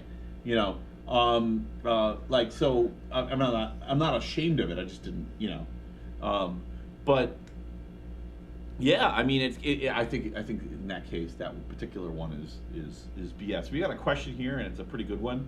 Ariel asked, "What did you think about the IRS hiring the 87,000 new agents?" So most of those people were hired for collections. Okay. Not to review your tax returns. Okay. And a lot of them were getting qualified to carry a weapon. Mm-hmm. So that raises the bar again, like who are you collecting from? Right. Because if it's a rich person, you don't need more agents. Because of course you're going to go for the high. Like, let's say you have 100 people who are past due, and one of them owes $1 million, one of them owes 1,000. Of course you're going to go for the millionaire first. Right. Easy. Right. So if you're hiring 87,000 agents and you're arming them, you're not going after the millionaire. You're already going after him. You're going after that $1,000 guy. Yeah. Yeah. So an interesting thing IRS just came out with, they will no longer do unannounced visits to your home. Interesting. They were doing that. Yeah. They would just come because you haven't responded. Mm-hmm. Right? So they just knock on your door, leave a card, say hello, call me. Mm-hmm. We're here to collect. Yeah. Right, but now they've eliminated why are they that. hiring people and arming them then? What are they going to do? Well, I don't know. I mean, if you're not going to go to a person's house, knock on the door. Like, if no, just think about this on the other side or of it, you're right? going to just wait till they get on the bus to go to Walmart and get Wait, them where are you going to get them? Yeah. So it doesn't make sense to me. If you're trying to collect all this money, how do you do that if you don't go to their house? If they don't answer the phone, you can't. They don't email you. Yeah. And they don't just call you. Everything's through paper mail. So how are we supposed to communicate with the IRS if you don't even know that you owe money? Mm. Maybe your mail's getting diverted. Maybe it's identity theft. You wouldn't even know about it. Right. So why are they not going to your house? I don't understand. So that doesn't make sense. This is really an interesting. We're going in interesting places here. So the combination of these two things and the conversation we had before about the energy companies forcing you on the grid. Yeah. So one thing a lot of people don't realize is that, and I am not advocating anyone not to pay their bills. I'm not saying that that's a good idea or moral or ethical or even smart. Always talk to an attorney before you do anything like that, and probably an accountant too. Yeah. But I mean, I've got it on good authority that utilities, at least in New York, don't collect. They don't. There's no consequences for not paying. And it's really like, there will be, I'm sure there will be, if you don't pay. But for a while, like way longer than you would think. You'd think like month one, they'd shut shit off. Nope. But they don't. Nope. And it's kind of, and the reason I'm bringing this up is it kind of plays into what I was saying about the mobile economy, the addressless economy. Yeah. And people kind of working off the books. And also, the IRS, with all this information they have about you, and then they say, by the way, you violated our tax laws, but we're not going to tell you what you did. That's what they do. Yeah. They don't tell you what you did. They said, well, whatever you are in violation and you need to come clean. That's all they say, which is bullshit because they know what they think you did. Yes. They're trying to get you to admit to something else. So the way an audit works is a computer says, pick this guy, there's something wrong with him. He tripped off at least 5 different alarms. Right. So now they hand the case over to an agent who now has to dive into your case and actually figure out what did the computer find. and they have to do the digging. So now they contact you and they say, okay, in the past they would say, okay, Anthony, your client, we selected them for an audit. We need permission to access their bank accounts, their computer records, things like that. They don't need that anymore.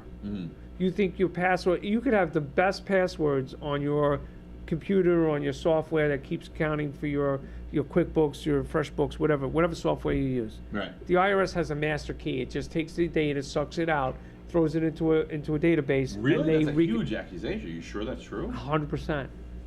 Wow. I've had to turn over. I'm going to keep it in an open source spreadsheet. You have to turn over the file, the data, right? Because that's all you have. It's not QuickBooks itself. You know it's what's the funny? data. I've been made fun of for keeping a paper checkbook. I feel pretty good about it right now. Yeah, because they have to work harder. Yeah. Okay, so they take that, they dump it into their database, and then they go, okay, I see everything you did. Wow. Yeah. So they don't need your permission to see your bank account. I mean, that is the hugest violation of privacy I've ever heard of, and no one's talking about it. Are you sure this is true? Absolutely. I've done plenty of audits. You're the pro, so I'm going. I deal with them. Holy fuck! Why the hell would anyone ever use QuickBooks? It's any software. It doesn't matter. Well, it's not any software. Definitely the open source stuff. They can't do that. Oh, I don't know. No. Because I mean, like, you can audit the code and see where they would. People. All right. So let me tell you. So what about POS systems? Okay. Was there any open source POS systems? I don't know. Okay. But I'll find that out. I'll let you know. Right, Probably offline. I can't do it tonight, but because when people were trying to get their money for PPP and EIDL and all these different restaurant grants, all they said was, "Tell us the software, your username. We don't need the password." Wow. There's your data. Yeah. There's your sales. There is no fucking way that they have, like, say, Open Office Calc, that they have a backdoor into that. There's no way, because it's open source. The sort, you can compile it from source that it works. All right. Which people do. Right. And then I mean, it would. Yeah. There's no. Because all right, here's the economy. Here's the social economy of software in the open source world. People are. If you catch a hack like that, like if you're the one that goes on Twitter and be like, "Oh my God, I just found out the IRS is in Open Office, and they're looking at your spreadsheets." Yeah. You're famous. Yeah. You just wrote your own ticket. Okay. You're making $250,000 a year from that moment on. Wow. And you can just walk into any place and be like, "I'm the guy who found the IRS hack." You can just walk into DEF CON in Vegas right now. Yeah, you'd be a god. Hey. And they're like, "It's him!" Yeah.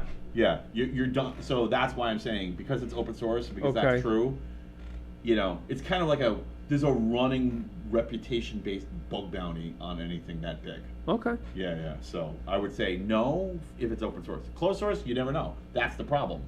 You don't know what the fuck GM is sending back on their on-source system because it's closed source. You just know there's data going back and forth. Yep. I mean, you can packet sniff it, but if it's encrypted, it's just garbage. Yeah. I don't know what it is. I got some comments here. Keep your data in a secure server in Switzerland. Yeah, I mean, you could do that, but you can just encrypt it yourself. I mean, if it's open source and you're encrypting it yourself, you know that, Ariel. Come on. Yeah, but it's when you get selected for an audit, you have to turn over the records. They don't need your passwords. Right. And they can tell how many times you edited it because it's going to show that it was edited. That is so creepy, man. It's terrible. That is really terrible. So, all right. So here's a question. So, and I remember my accountant. Like way back in the day, my accountant, I had a problem.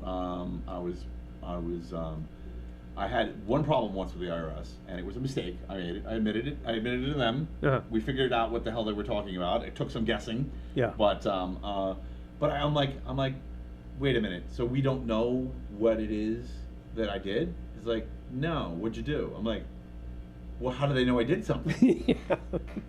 They don't tell you. It's really true. I can confirm this personally. They don't fucking tell you what you did. Yeah. I had to go back through and look. I actually was panning through my checkbook. And then I'm like, hey, where'd this money come from? Oh, I forgot about that. Yeah. Yeah, I just the once. I try to be careful now. But that's exactly how they operate. Yeah. They don't do discovery. Unlike any other court case, civil or criminal. They make the accusation.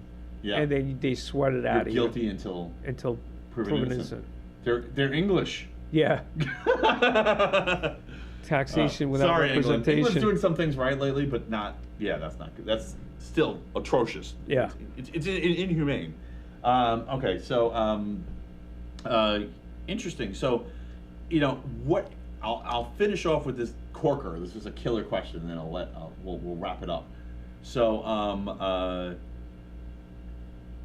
thinking about this superconductor world, with the flying DeLoreans and the flying RVs, and people just parking wherever they want, and the only way you can track someone is their Bitcoin address, and people are operating in maybe alternate currencies, maybe whether it's a social media kind of currency in Web 4.0, or whether they're operating in cash or physical metals, or we're only one currency crash away. And I don't know if you heard about the U.S. getting downgraded. Yes. Yeah, the U.S. got downgraded, and if you don't know what that means, look it up. It's bad. Yeah, it's bad. Yeah, it's really bad. This hasn't ever happened in our lifetimes. Yeah. So even in the 70s when shit was bad, Right. we never got downgraded. This is what the fuck. This is why the rates keep going up, and they keep not telling us they're going up. Yeah. So hyperinflation. That's one of the places it's heads. Yeah. Hyperinflation. In case you didn't hear that. I was only whispering for effect. But people are suffering financially, and bills are falling by the wayside. And if they're not yet, they will be, because the prime rate is what, like 6.25 now or something? It's 22-year highs. I don't know, or 23-year highs. We're almost at Volcker. We're getting there. Almost, yeah. We're almost in that early 80s, like stuff. 20% interest rates. Right. And what you'll notice about the 20% interest rate, hey, that's what my credit card interest rate is. Well, you can bet your ass your bank is not going to spot you when the prime rate goes up to 20, because they borrow at that rate. Yes. They're going to make your rate higher. Right. So even if you've got great credit and you've been rolling your credit cards over, you're going to have to stop that. Now, fixed rates are different, like some auto loans and some house loans, but for any kind of variable rate consumer loan, you're going to get jacked if this continues. This needs to stop now. Yeah. Or you're going to be jacked next time it happens. So here's my theory, right? And I've listened to a lot of reports on it, watched the coverage on it, listened to some very smart people talk about the effect a higher interest rate has, and like the guy actually had this theory of what's a natural interest rate that the world performs at. Okay, close to zero is bad. Now that means we can borrow more and pay less interest and pay it over time and claim ownership to something, right? Like a house. Right? But a house that you could have bought for $100,000 is now $500 because the interest rate's at 1%. Right. So you could still look how much more money you could pay. Right. But bring that interest rate to 8%, and the house price should come down dramatically because you still only have a certain amount of money to pay. Right. Where this falls apart, and I'll just say this, in the 80s, interest rates for mortgages were not uncommon at 17, 18, and 16%. I remember, and I'm not 100, that was the rates that people paid on their mortgages when I used to do taxes. I'm not 100. Okay? Yeah. Right? So I might look it, but I'm not. But so you're beautiful. Thanks. So you're beautiful. Thanks, Laura. I'm not going to forget that for a long time. Yeah, he actually saved it. So, but if 8% is good, right? Then more housing prices should come down, car prices should come down, costs should come down. Right. But what's driving us right now is wage inflation, and that's at a hyper rate, and people are trying to earn more, and people are desperate to get employees, so they're paying anything to get them in the door. I believe that's hitting the wall now. I think it's actually really starting to take root, and now we'll see. When you say hitting the wall, like now they're hitting doing without. Yeah, they're cutting. Employees. I mean, look at all the companies that are cutting. Yeah. They're all cutting. Yeah. So they're doing better, more with less. They're not worried. They're not feeling held hostage by employee wage demands. Right. Okay. Well, that's really bad for. So that means that we're raising rates at the absolute most destructive time. are we though? For the normal person, not for the billionaire class. No, but I think if the wages were not climbing as they were, Mm-hmm. and they still are, Mm-hmm. right? For the select group of people, they're still climbing. Mm-hmm. The rest of the people, always true. I mean, that's just capitalism. right? But If you make it narrow enough. but it's starting to take effect where bartenders, waiters, waitresses, store people, they're just like, Yeah. okay, you know what? I don't need to pay you the minimum living wage of $20 an hour. I don't need you. There's a screen now at Taco Bell. I learned this the hard way, that you talk to and you give it your order. The people behind the counter, don't talk to them. Yeah. They're just there for appearances. Right. They're just going to hand you your food. They're the customer service department. Maybe. Yeah. Because I was ignored for half an hour waiting for my food. They're the customer no service department. Because I got no tacos, okay? No tacos, people. It drove me nuts. I was not happy. Anyway, I haven't been to Taco Bell since. But, they're just replacing people with a screen or a monitor Agreed. or call, text. So they're eliminating them. The automation-based labor glut is real, and we're going to have to shorten the work week. Yeah. Yeah, I agree. It's going the other way. I'm okay with that. You can't have it both ways, and I have to go with that too. But and of course that's going to drive the real prices of assets like houses down.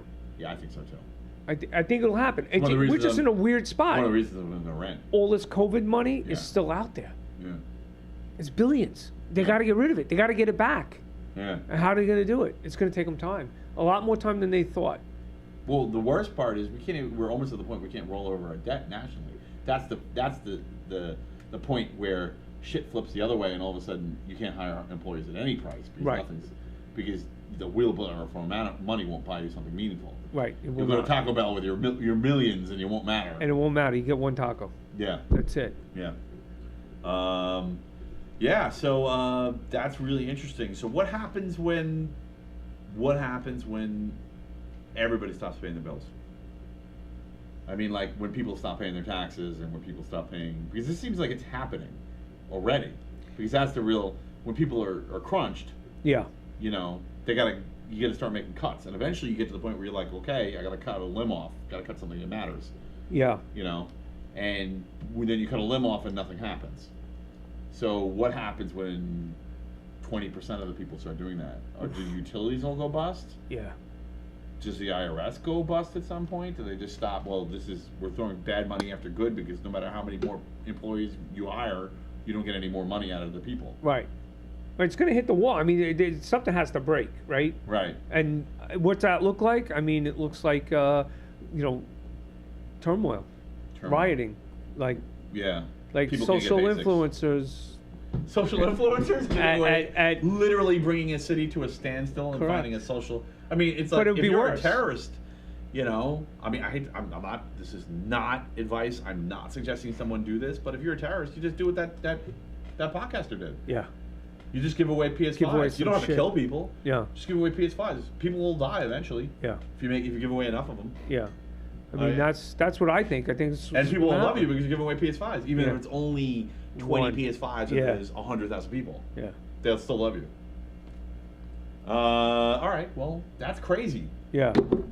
Thank you for being on the show. All right. Thanks. Thank you so much. I appreciate it. Hey, everybody. Thanks for tuning in. Please, if you have a last minute comment, throw it in there. If you haven't liked the show, please give it a like. I really appreciate it. Please give me a subscribe, because sometimes I'm going to have crazy shows at crazy times, and not just Thursday either. It can be in the middle of the night on Christmas. Who knows? If I get, if I get Henry Kissinger in here, or I get Mick Jagger, or if I get Kim Kardashian, and she wants to do a show at 3 a.m. on Christmas, I'm doing it. So I have no idea why they would be afraid of the technocracy. I think they're kind of past that magic mark where they don't give a damn anymore, but maybe not. Maybe they do care about the technocracy. So please give me a sub, and I love you all, and thanks for tuning in, and I'll see you guys next week. Choose wisely, choose to share. Good night. Night. Okay, and audio is still on, so just a warning for you. What I'm going to do, I have a really neat trick. I'm going to go into my VMs, and I'm going to shut off